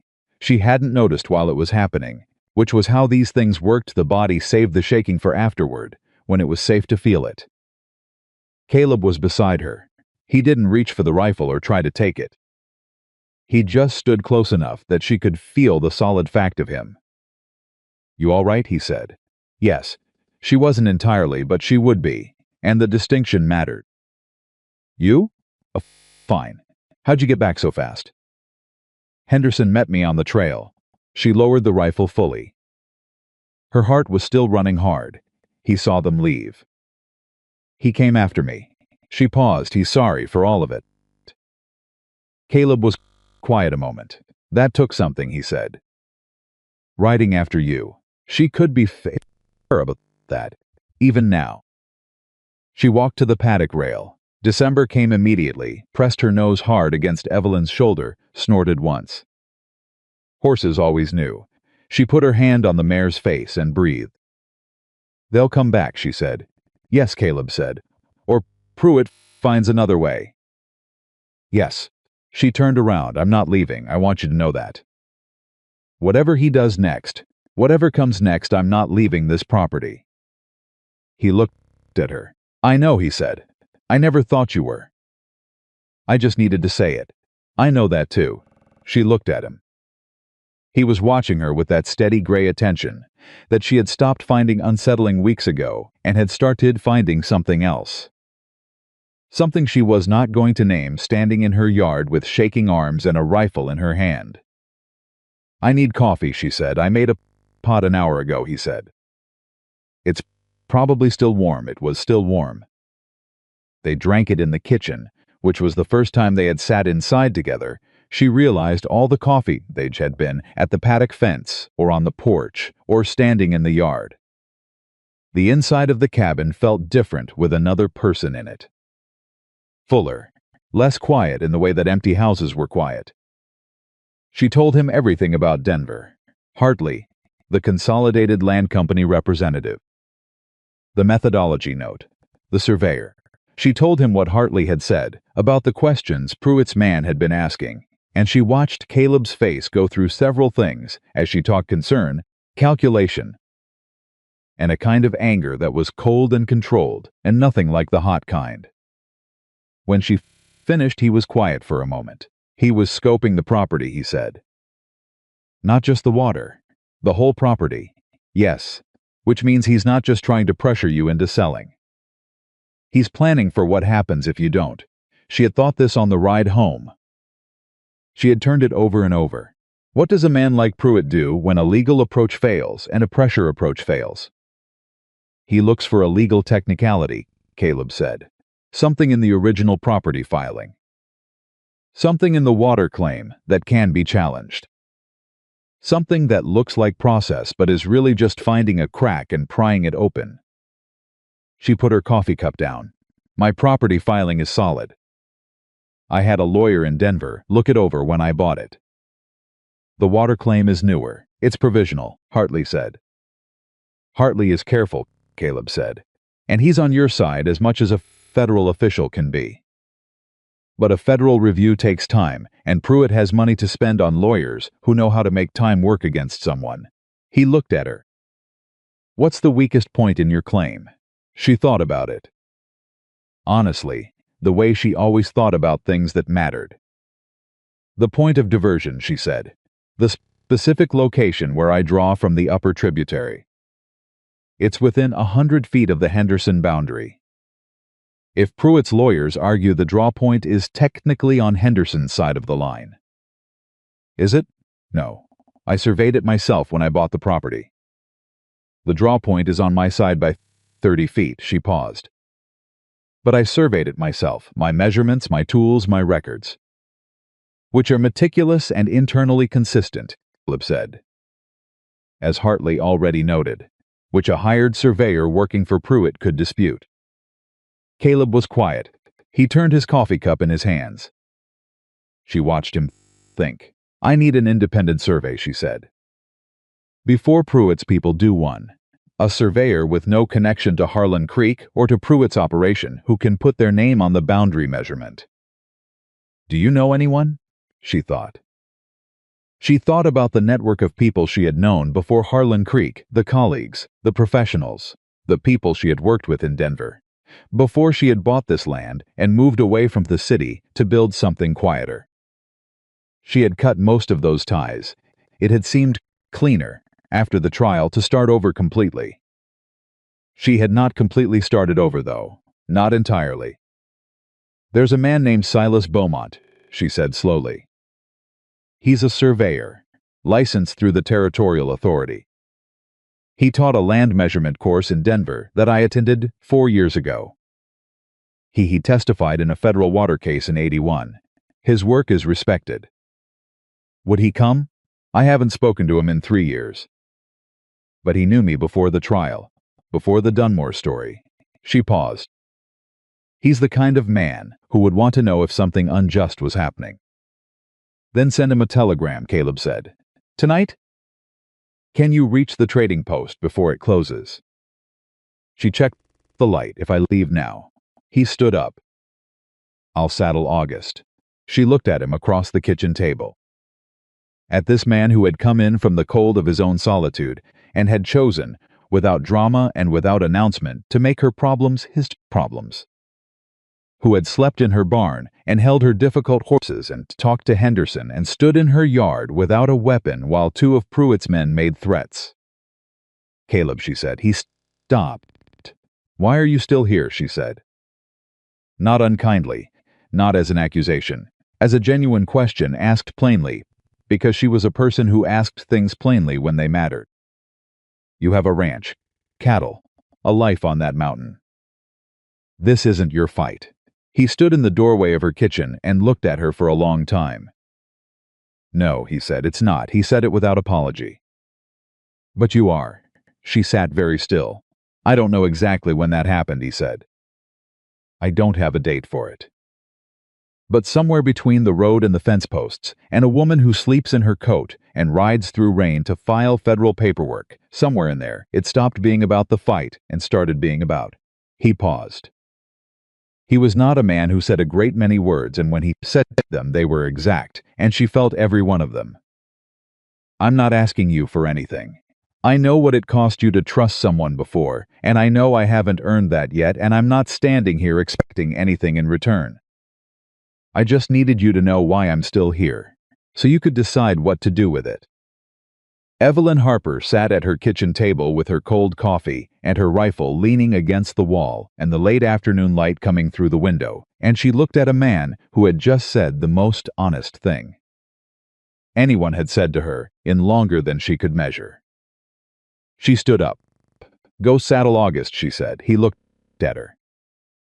"I need to get that telegram to Beaumont before the post closes," she said. "And when I get back, we're going to talk. But right now I need to move." Something moved through his face, something he didn't try to conceal. "All right," he said. She was at the door. She stopped. "Caleb." He looked up from where he'd been reaching for his hat. "I know why you're here," she said quietly. "I've known for a while. I just needed to hear you say it." She went out before he could answer. Beaumont's telegram response came the following morning. 3 lines. "I remember your work. I've heard the Dunmore story. I'll come." He would arrive in Harlan Creek in 5 days. He would bring his equipment and his license documentation, and he would conduct an independent boundary and water source survey with no connection to any party other than the territorial authority. She read it at the trading post counter, and her hands were steady, and her eyes were dry, and she was glad no one was watching, because she was not entirely sure she would have stayed in control if someone had been. She rode home and told Caleb. He read the telegram. He handed it back, he said, "before Pruitt's offer expires. He'll know Beaumont is coming. He has people watching the telegraph." "Yes," she said, "which means he'll move before the survey. He'll file the counter-challenge before Beaumont can put his name on anything." "Then we need something he can't counter-challenge," Caleb said. She looked at him. "Henderson," Caleb said. "He came after you on the trail. He's sorry. You said it yourself, it took something." "Henderson signed over the water rights. Being sorry doesn't unsign them." "No, but he might be willing to sign something else." Caleb looked at her.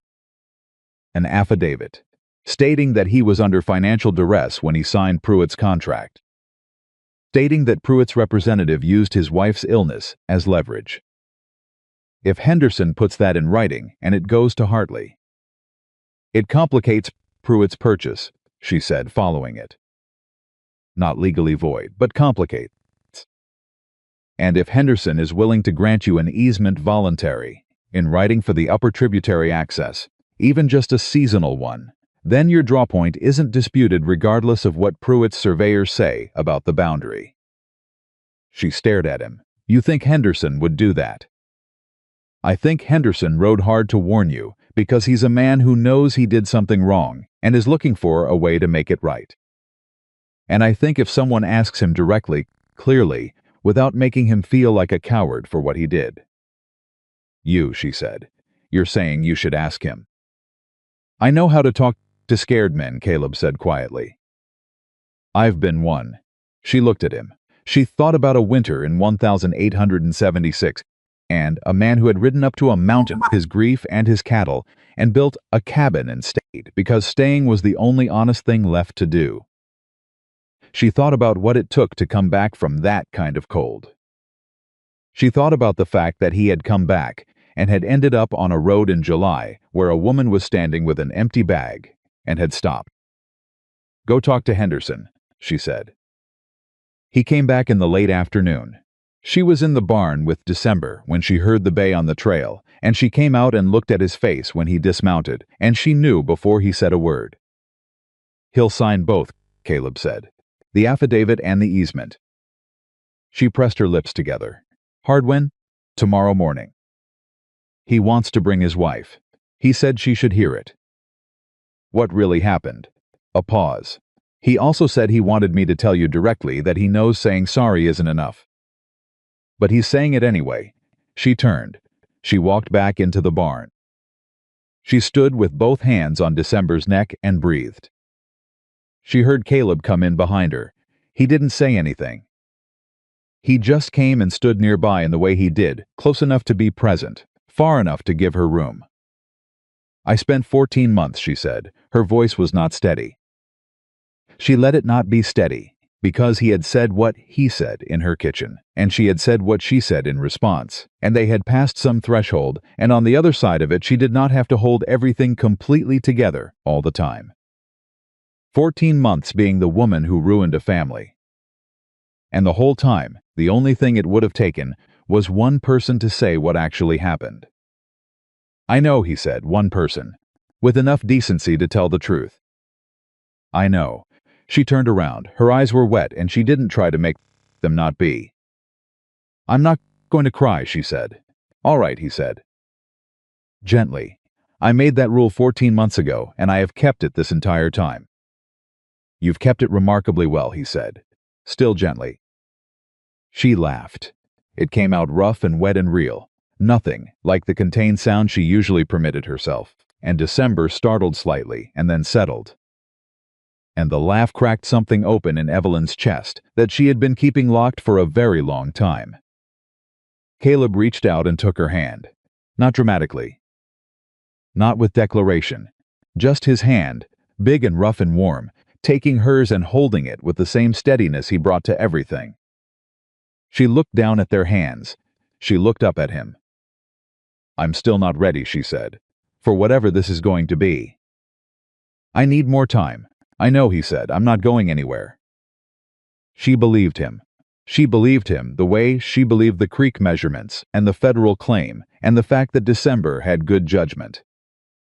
From careful observation over time, from watching and listening, from trusting what she could see.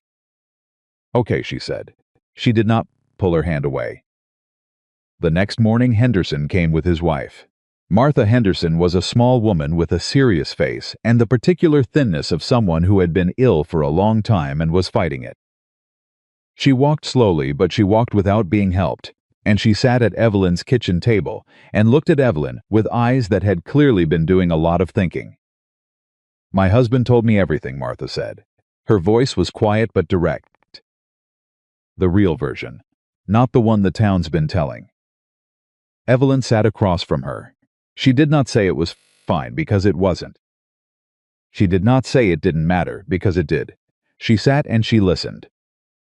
"I believed the wrong thing about you," Martha said. "I believed it because I wanted someone to blame and you were there, and it was easier than being angry at Franklin Dunmore, who we all had to keep living next to." She paused. "That wasn't fair." "No," Evelyn said, "it wasn't." "I'm sorry," Martha said plainly. No decoration. Evelyn looked at her.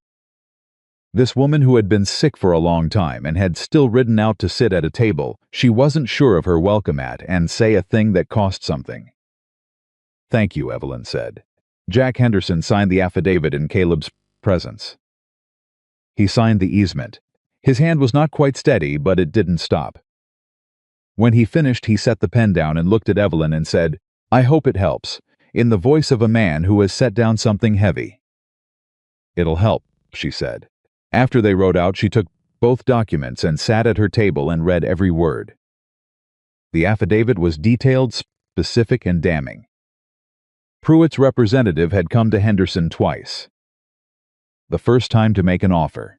The second time to describe in careful terms what would happen to the Henderson property's access to the lower county road if Henderson chose not to cooperate. Road access that Pruitt had 3 months earlier quietly purchased a right-of-way on through a third party. It wasn't just leverage, it was coordinated, planned. The kind of thing that took time and money and the calculated intention to make sure every exit was covered before you knocked on the door. "He's been planning this longer than we knew," she said. Caleb read over her shoulder. "A year at least," he said. "Maybe longer. He was building position before he ever came to you." "He came to me last," she said, "which means I was the target the whole time. The Henderson water rights, the road access, those were all to get to me." She sat with that for a moment, the particular weight of being the final piece in someone else's plan. "Why?" Caleb said, not asking her to answer, asking the question that needed to be in the room. "The Upper Creek," she said.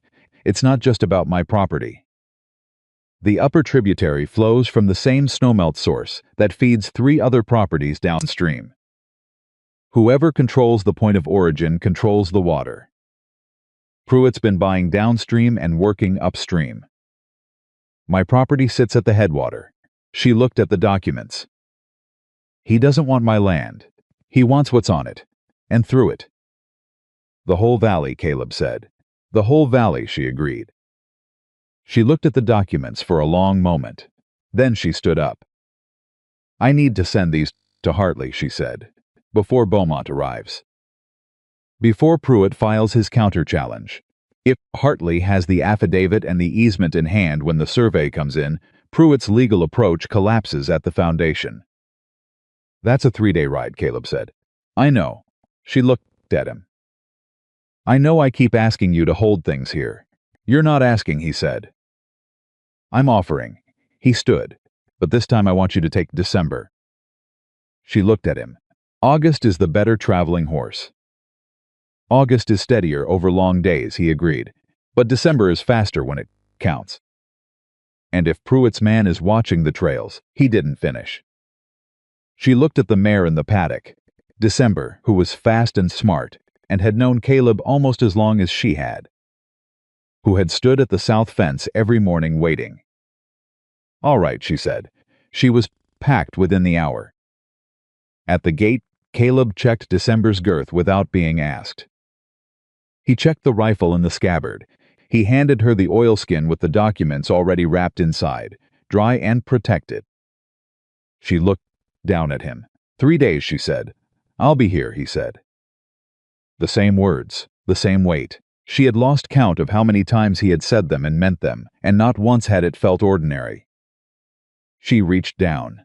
She put her hand on his face just for a moment, just her palm against his jaw, and felt him go completely still beneath it. Not in surprise, but in the particular stillness of a person receiving something they had been hoping for and had not let themselves expect. "I'll be back," she said. "I know," he said. She rode out. December moved like water under her, fast and smooth, and the trail opened ahead, and the mountains rimmed the sky, and the documents in the oilskin were the most important thing she had ever carried, and she rode with them like they were. She was 2 miles out when she heard the second horse. Not behind her this time, ahead. She pulled December up and her hand went to the rifle, and she sat her horse on the trail and listened and waited. And the figure came around the bend riding hard, and it was not Pruitt's man, not the broad man, not anyone she recognized at first. It was a young woman, riding alone, hard and fast with dust on her coat and her face white and tight with something urgent. She pulled up when she saw Evelyn. "You're Harper," she said. Breathless. "Evelyn Harper. I'm Clara Beaumont," she said. "Silas's daughter. He sent me ahead." She was catching her breath. "My father left Denver 2 days ago. He got as far as the junction at Millhaven before Pruitt's men stopped him on the road." Evelyn felt the cold again. The specific cold stopped him. "Turned him around," Clara said. "Told him the survey contract was disputed, and he'd be arrested for trespassing on contested property if he continued." She swallowed. Papa wanted to push through. I told him he doesn't have the documentation to prove they're wrong. Not on a road. Not without backup. Evelyn sat December in the middle of the trail and looked at this young woman who had ridden hard and fast to bring her the news. And she felt the whole shape of it shift again the way it had been shifting since Pruitt arrived with his smooth face, and his lawyer, and his man with the low gun. Always one step ahead. Always finding the next pressure point before she'd finished responding to the last one. She made a decision. "Ride with me," she said to Clara Beaumont. "I'm going to Denver, and when we get there, your father's going to get his documentation in order and go back with a federal escort, or he's not going at all." Clara looked at her, young, serious, her father's eyes. "That'll take longer than 3 days." "I know," Evelyn said. She thought about Caleb at the property. Caleb who had said, "I'll be here," and had meant it every time. Caleb who had 3 months of summer ranging cattle, and a cabin on a mountain, and a life he had put aside without being asked. She thought about his hand taking hers in the barn. She thought about her palm against his jaw at the gate. She pulled December around to face back toward the property. "Wait here," she told Clara. She rode back at a controlled pace, not running, because she needed to think clearly on the way, and she needed to be clear when she got there. Caleb was at the paddock when she came through the gate. He looked at her, at December, at the unchanged oilskin, at her face, and he read all of it in about 3 seconds. "What happened?" he said. "They stopped Beaumont on the road," she said. "Turned him back. I need to go to Denver and come back with federal documentation before he tries again." "How long?" 5 days. He didn't hesitate. "Go." "You're not asking," he said. "I'm telling you to go." He looked at her steadily. "This is the most important ride you've made. Everything, the claim, the affidavit, Beaumont's survey, it all depends on you getting to Hartley with backup." His voice was calm and absolute. "I've got the property. Go." She looked at him. She thought, this is what it looks like. This is what the real thing looks like. Not declarations, not grand gestures. A man standing at a paddock fence saying, "Go," without flinching, because he understands what matters, and he's not going to let his own feelings make it smaller. "When I come back," she said. "When you come back," he said. She turned December back toward the gate. "Evelyn." She stopped. She looked back. He was standing at the paddock rail, and the morning light was on him, and he looked like what he was, a man who had built a life out of hard work and solitude, and had found, on a July road, something he had stopped believing he would find, and was holding it with both hands without squeezing. "Ride careful," he said. "Always," she said. She rode through the gate. She did not look back again, not because she didn't want to. Because she knew if she did, she would see him watching, and if she saw him watching, she would not be able to make herself keep going, and she had to keep going. Clara Beaumont was where she'd left her, waiting on the trail with the patience of a woman who had been raised by a careful man. "Denver," Evelyn said, pulling alongside her. "Denver," Clara confirmed. They rode. They rode into Denver on the 4th day, not the 5th. Evelyn had pushed hard, and Clara Beaumont had kept up without complaint, which told Evelyn everything she needed to know about the kind of woman Silas Beaumont had raised. They didn't talk much on the road. They talked the way people talked when they were moving fast toward something urgent, practical, short, necessary. But somewhere past the second night's camp, when the fire was low and the horses were quiet, Clara had said, "Papa told me about your water records." He said he'd never seen documentation like that from a private homesteader. "I learned from him," Evelyn said, "the course he taught."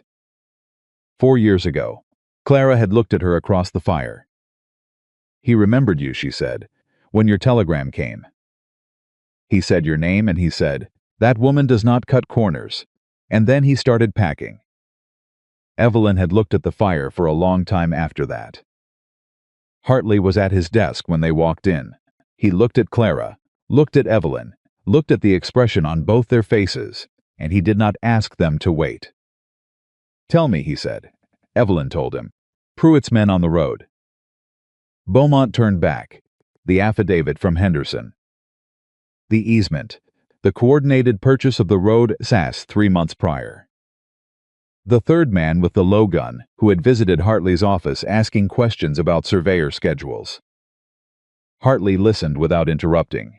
When she finished, he was quiet for precisely 4 seconds, she counted, and then he opened his desk drawer and produced a form she had not seen before. Federal injunction request, he said. Interference with a federal survey process is a criminal matter, not a civil one. If Pruitt's men physically stopped a licensed surveyor operating under a provisional federal claim order, that's obstruction. He looked at her. I need Silas Beaumont's written account of what happened on that road. He's in Millhaven, Clara said. Waiting. Can you get a telegram to him today? We came straight here, Evelyn said. We haven't stopped. Hartley looked at them, trail-worn. 4 days of hard riding visible in every line of them, and something moved through his precise bureaucratic face that was not quite admiration but was close to it. I'll draft the injunction request this afternoon, he said. If Beaumont's account corroborates yours, I can have it in front of a federal judge by tomorrow morning. He paused. And I'll be requesting a federal marshal escort for the survey party. Evelyn sat in the chair across from him. The word marshal moved through her like something physical, the specific weight of a word that meant this had moved beyond Pruitt's reach, beyond county politics, beyond the particular corruption of small men in small offices who owed their positions to men with money. He'll fight it, she said. He can fight it in federal court, Hartley said, which is a considerably different arena than the county courthouse in Harlan Creek. He picked up his pen. Miss Harper. The Henderson affidavit, did he sign it before a witness? Caleb Whitaker, she said. He manages the Ridgeland cattle operation above Garnet Pass. Known in the valley for the past several years. No connection to Pruitt or to any of the disputed parties. Hartley made a note. Good. He made another note. And the easement properly dated and witnessed. Yes. Then we have obstruction, coercion evidence, a prior appropriation claim with meticulous documentation, a voluntary easement that resolves the boundary question regardless of the survey outcome, and an affidavit establishing that the Henderson water rights sale was executed under duress. He set his pen down and looked at her. Miss Harper, Wade Pruitt has spent a great deal of money building a position that just became very difficult to defend. She looked at him. How long does the injunction take?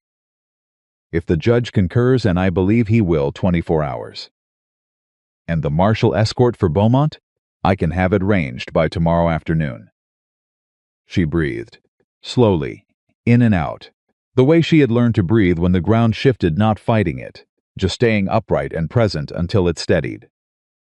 I need to send a telegram, she said. The office is 2 doors down, Hartley said. He was already writing. The telegram she sent to the Garnet Pass trading post was 5 words. Injunction filed. Coming home Thursday. She didn't know if he would get it. She sent it anyway, the same way she had sent the first one, because telling him felt necessary even across the distance, even without certainty of receipt. She had stopped pretending that she sent those telegrams for purely practical reasons. She and Clara found rooms at a boarding house, and Evelyn slept for 10 hours without moving. She dreamed about December and the sound of the creek, and the particular quality of the early morning light through the cabin window, and when she woke she lay still for a moment and felt, for the first time in a very long time, something that was not quite peace but was adjacent to it. The federal judge signed the injunction the following morning. Hartley sent a copy to the territorial marshal's office in Harlan Creek. He sent a second copy to the county judge, who had presided over the Dunmore trial, which was not required by process, but which Hartley did with a quiet deliberateness that told Evelyn he had formed a view about that verdict, and was not going to express it directly, but was going to make sure the right people knew what the federal authority had found. Silas Beaumont arrived in Denver that evening. He was a lean man in his 60s with steady hands and the kind of eyes that had spent decades measuring the world and knew exactly how imprecise most human accounts of it were.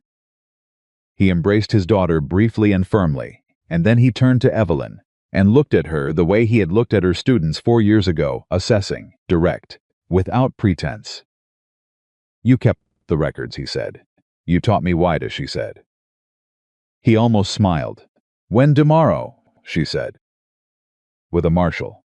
He nodded, like this was a reasonable logistical update and nothing more. She liked him very much.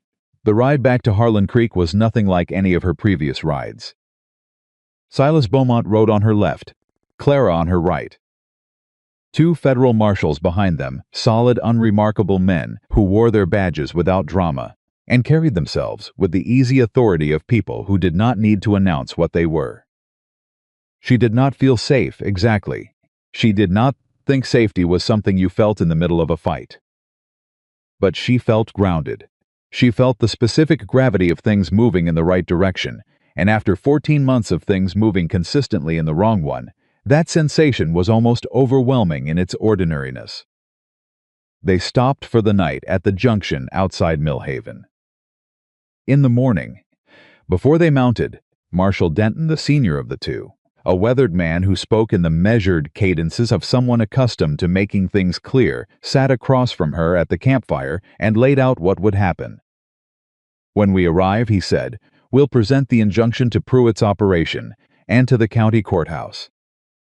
The injunction prohibits any interference with the survey process and requires all parties to maintain existing property access until the federal review is complete." He looked at her steadily.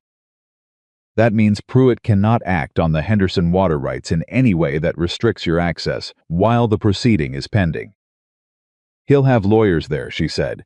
"He can have whoever he likes," Denton said. "The injunction supersedes county authority. His lawyers will know that." She nodded. She looked at the fire. "Miss Harper," Denton said. He was not a man who used names casually, she had noticed. When he used them, he meant to be heard. "What you've assembled here, the records, the affidavit, the easement, the documentation of coordinated interference. Most people in your situation don't have a quarter of this. Most people in your situation give up before they get halfway." He paused. "I've worked federal water cases for 11 years. I know what it takes to get to this point from where you were." Another pause. "I wanted to say that before we rode into whatever's waiting." She looked at him. She thought about the road. She thought about Gerald Calloway's store and the list in her coat pocket and the empty bag and a man on a dark bay horse who had asked her what she needed before he assumed anything. "I had help," she said. "We usually do," Denton said. "The trick is finding the right kind." They came into Harlan Creek on a Thursday morning. She had not been through Main Street in weeks. She had been going around it, through the back trail to the trading post because it was simpler and because she was tired of being a public performance of everyone's discomfort. But there was no back way into town with 2 federal marshals and a licensed surveyor and his daughter, and she was not, in any case, going around anything anymore. She rode December down the center of Main Street. The effect was not dramatic. It was not the way stories sometimes described such moments, no crowds gathering, no one pointing. But the people who were there saw. Margaret Stowe, coming out of the mercantile, saw. 3 men outside the barber shop saw. Gerald Calloway, who was sweeping his front step, saw. He met her eyes. He looked at the marshals. He looked back at her. He gave a single slow nod, not apology, not quite, but acknowledgement. The nod of a man who had made a private calculation and was quietly revising it. She rode past without stopping. They went directly to the county courthouse. Marshal Denton delivered the injunction to the county clerk with the efficiency of a man who had done this before and was not interested in discussion. The clerk read it twice, sent for the county judge. And the county judge, the same man who had presided over the Dunmore verdict, read it with a face that went through several careful expressions before settling on the particular blankness of someone who has just understood that. The ground beneath them has shifted significantly. This supersedes any county-level proceeding, Denton said. I understand that, the judge said, stiffly. Mr. Pruitt's operation will be notified this afternoon, Denton said. Any interference with the survey party or with Miss Harper's property access will result in criminal charges. Understood, the judge said. He did not look at Evelyn. She looked at him. She looked at him with steady eyes and said nothing, because everything that needed to be said was in the documents Denton had just placed on his desk, and she was done needing to say things to people who had already decided not to hear her. They rode up to her property in the early afternoon. She heard December before she saw the gate. The mare under her had gone forward, eager, the way horses went when they were approaching something familiar and good. And she heard, from somewhere above the trail, the sound that she had not let herself think about during 6 days of riding, the particular sound of Caleb working, the rhythm of a man in a task, steady and unhurried. He was mending the section of fence along the east pasture. He heard them on the trail and turned, and she watched him take in the whole picture. December, Clara Beaumont, Silas Beaumont, 2 federal marshals in the same sweeping, unhurried assessment he brought to everything. Then he looked at her face. Whatever he saw there made him set down the fence tool and walk to the gate. You got the injunction, he said. We got the injunction, she said.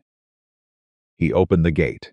December walked through, like she owned the place, which she did, which they both did, which all of this had always been about.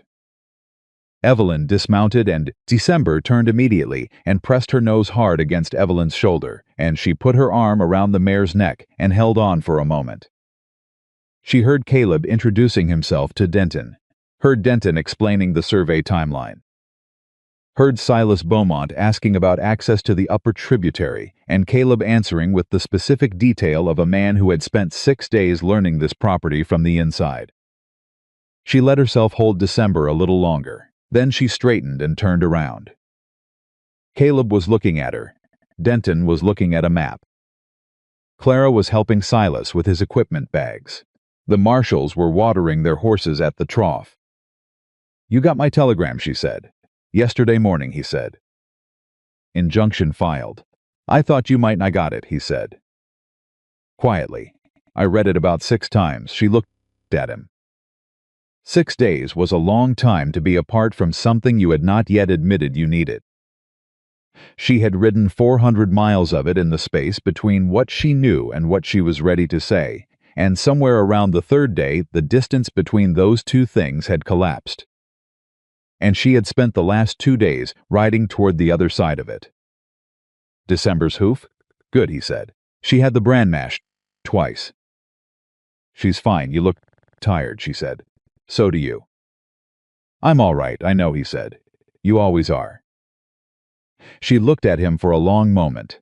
Around them the property moved and breathed the horses, the marshals, Beaumont already walking toward the creek with his equipment. Her land, her creek, her fence running straight and true on all 4 sides. Caleb, she said. Yeah, I've been thinking, she said, about what you said in the kitchen. He waited. He was very good at waiting. You said you didn't know exactly when it happened, she said. When it stopped being about the fight and started being about me.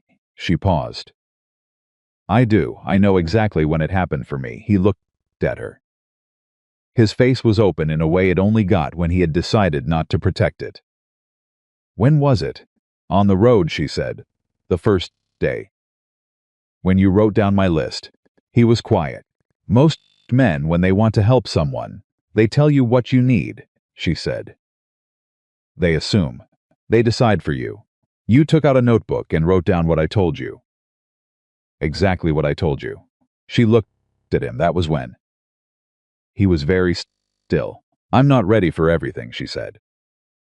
I need time to trust what I feel without second-guessing it. I need to be fair to myself about that. She paused. But I know what I want. And what I want is to stop pretending this is something other than what it is. He reached out. He took her hand, the same way he had in the barn, just his hand taking hers, steady and warm and without performance. "I'll wait as long as you need," he said. "I know," she said. "That's partly why I'm not asking you to." Something moved through his face then, real and uncontrolled, and exactly what it was, and she had the satisfaction of watching him not try to contain it. "Evelyn," he said. "Don't say anything formal," she said. "Not now. There's a federal surveyor 20 yards away." He looked at Beaumont, who was crouched at the creek bank with his instruments and appeared to have noticed nothing. He looked back at her. The almost smile arrived, and stayed this time longer than it ever had before, and she looked at it directly without looking away.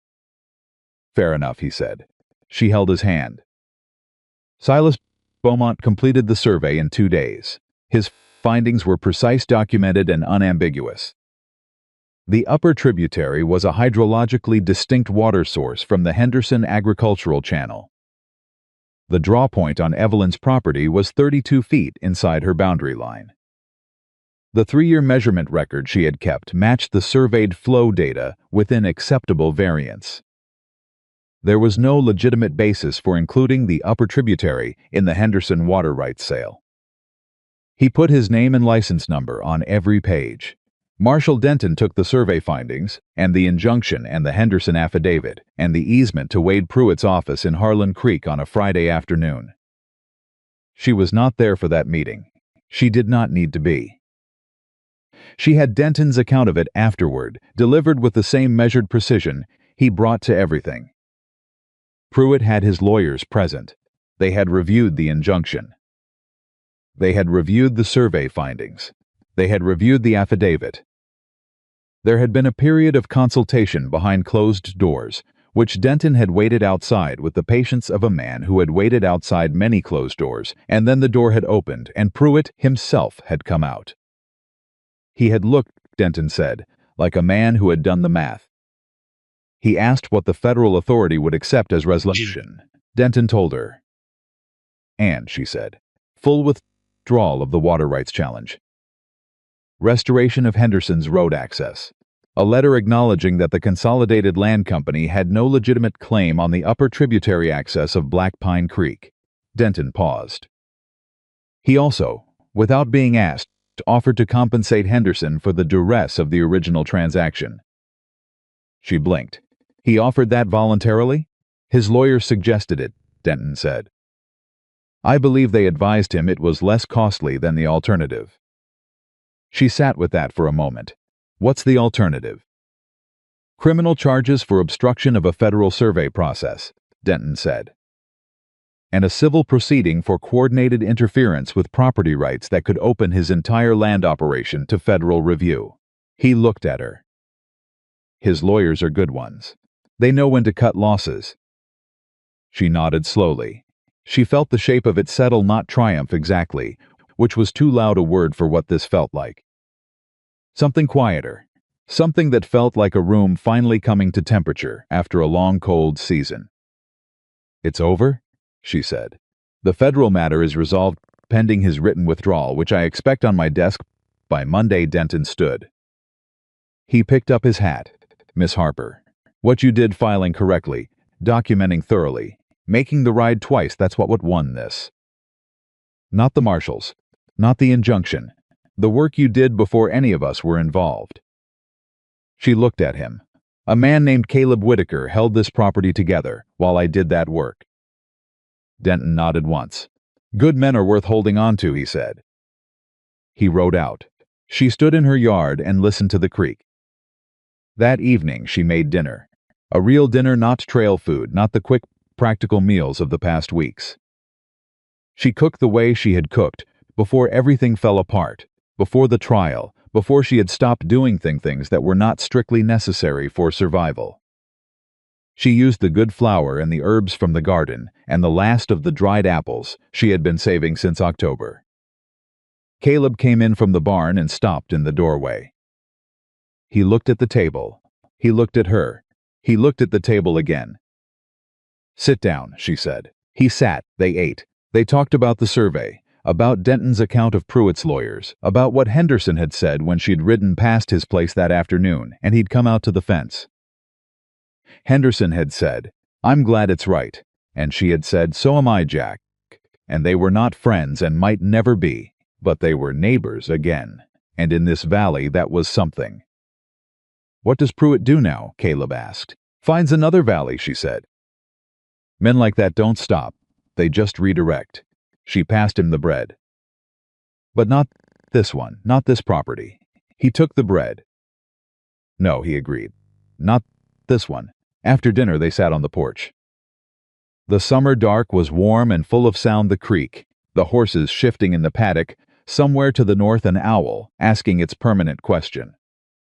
December had her head over the paddock fence again. She was looking at both of them. She had been doing that all evening, which Evelyn found both transparent and endearing. I've been thinking about the ridgeline, Caleb said. She looked at him. The cabin's solid enough, he said. The cattle are established. I could run the operation from lower down and ride up for the roundups and the seasons that need it. He was looking at the mountains, not at her. The way he said things that mattered sideways, steady, giving her room. It wouldn't have to be a choice, between up there and down here. She understood what he was saying. She understood the full weight of it, a man who had built his solitude carefully, on a mountain, over 7 years, telling her that he was willing to build something different. Your cabin on the ridgeline. It'll keep, he said.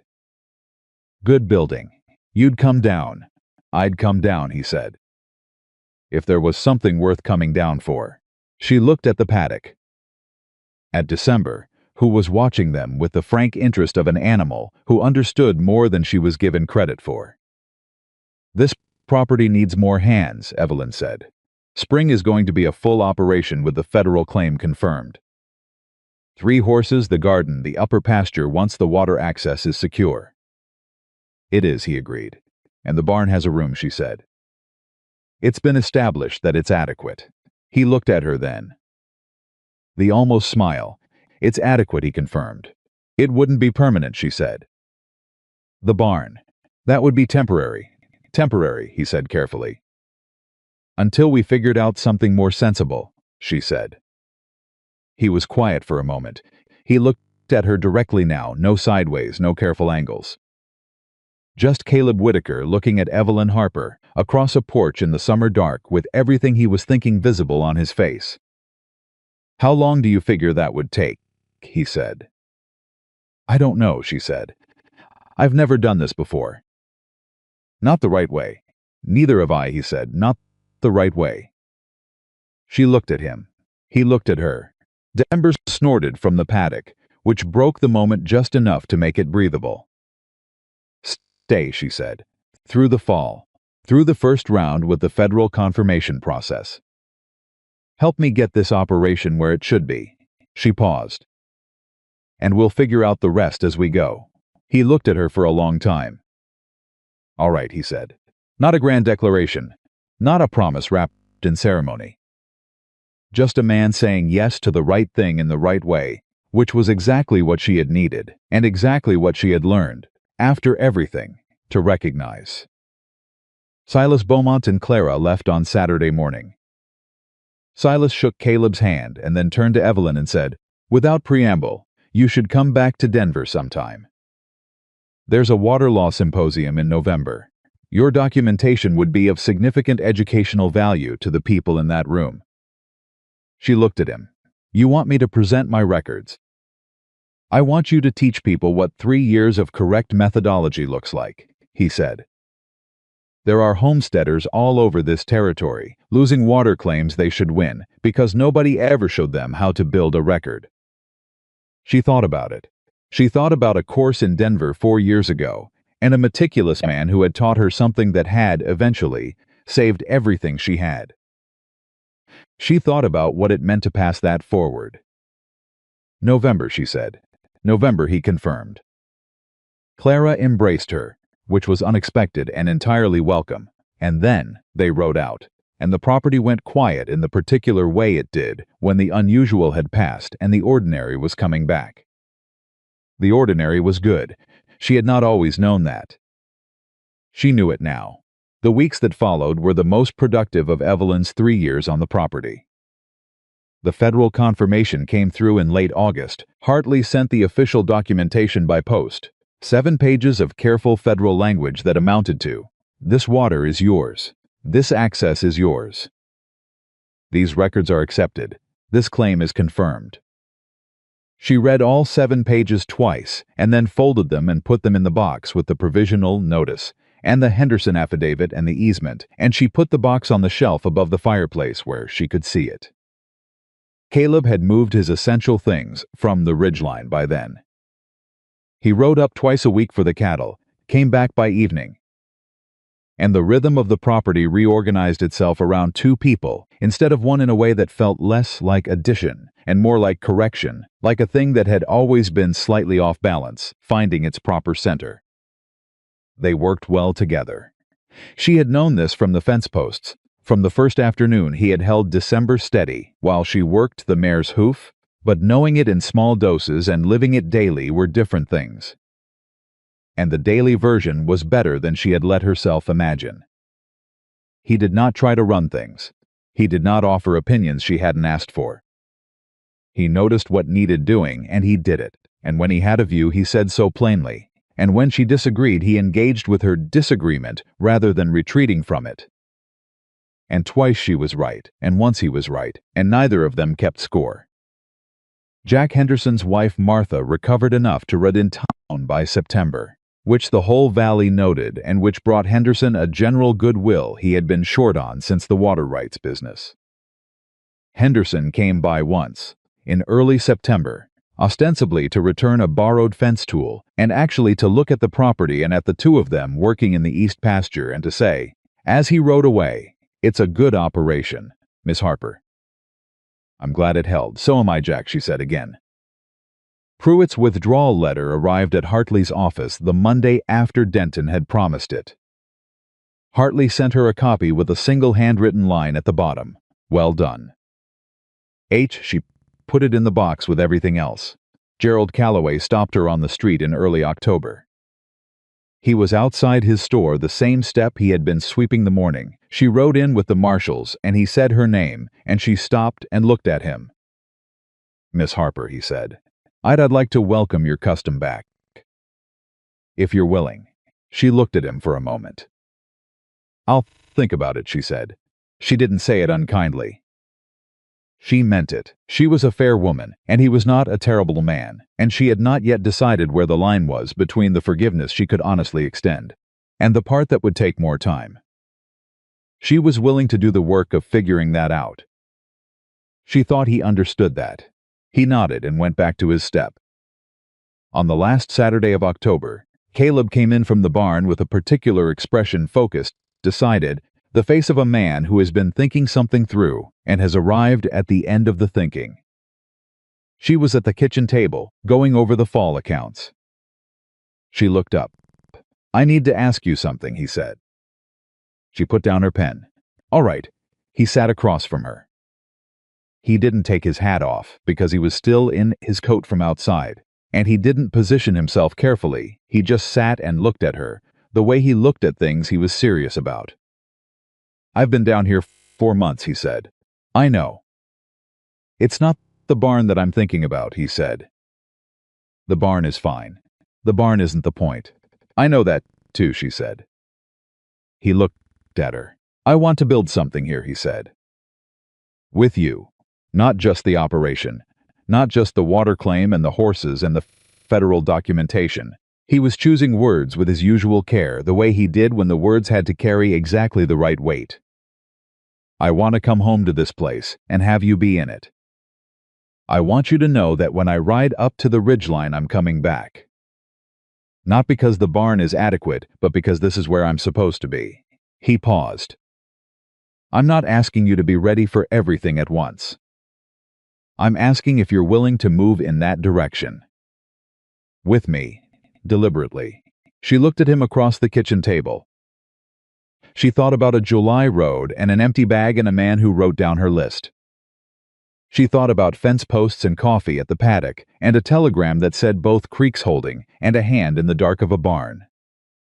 She thought about what it had taken to trust again, the slowness of it, the carefulness of it, the way it had built itself out of small, honest moments until it was something she couldn't walk around anymore. "Caleb," she said. "Yeah, I've been ready," she said. "For a while now. I was just making sure you were." He looked at her. Something broke open behind his eyes, not dramatically, just quietly, the way something long held releases when it's finally safe to. "I've been ready since August," he said. "I know," she said. "December told me." He looked at the window where the mare's head was visible over the paddock fence, watching the cabin with her usual frank interest. He looked back at Evelyn. "That horse," he said, "has excellent judgment," she said. "We've established this." He stood up. He came around the table and she stood too, and he put his hands on her face, the same way she had put her hand on his jaw at the gate, just that, just the warmth and steadiness of it. And she looked up at him and let herself be looked at, fully, without armor. He kissed her, simple, deliberate, the way he did everything. She put her hand against his chest and felt his heart going faster than his face ever let on, and she thought, there it is. There it is. The thing underneath the stillness and the patience and the careful, unhurried way of moving through the world. There was a heart in there that had been hurt and had healed and had quietly, over the course of one summer on a mountain road, decided to try again. So had hers. When they stepped back, she was looking at him, and he was looking at her, and December was undoubtedly watching from the paddock, and neither of them cared at all. "I'll ride up to the ridgeline next week," he said. "Bring the rest of my things down. The cedar cabin will keep," she said. "It will. Good building." She smiled. She turned back to the kitchen table. She picked up her pen. "I need to finish the fall accounts," she said. "I'll start on dinner," he said. He moved to the stove. She sat at the table. The accounts were straightforward, and she moved through them with the practiced ease of 3 years of careful record-keeping. And behind her, she could hear him working, and the horses were in the paddock. And the creek ran along the edge of the property. And the box on the shelf above the fireplace held 7 pages of federal confirmation, and a provisional claim, and an affidavit, and an easement, and the whole documented truth of what it had taken to hold this place. Outside, December was quiet now, no longer watching. Satisfied, apparently, that everyone had arrived where they were supposed to be. She had always been the smartest one on the property. The fall light came through the window and lay across the kitchen table, and Evelyn Harper sat in it and did her accounts and listened to the man she had chosen moving behind her in the space they had both decided to call home, not because it was given to them, not because it was easy, but because they had each looked at the other and at this place and at everything it had cost and had said, plainly and deliberately, yes. This. Here. That was the whole of it. That was the truth of it, clear and solid and entirely their own 2 people who had each survived the worst kind of losing, who had met on a July road with nothing but honesty between them, and had built, out of water records and fence posts and federal injunctions and coffee at a paddock fence, something that no court could contest, and no man with a ledger could purchase, and no valley's opinion could diminish. They had built a home, and they had chosen it with their eyes open. That was enough. That was everything. That was exactly and precisely what it was supposed to be.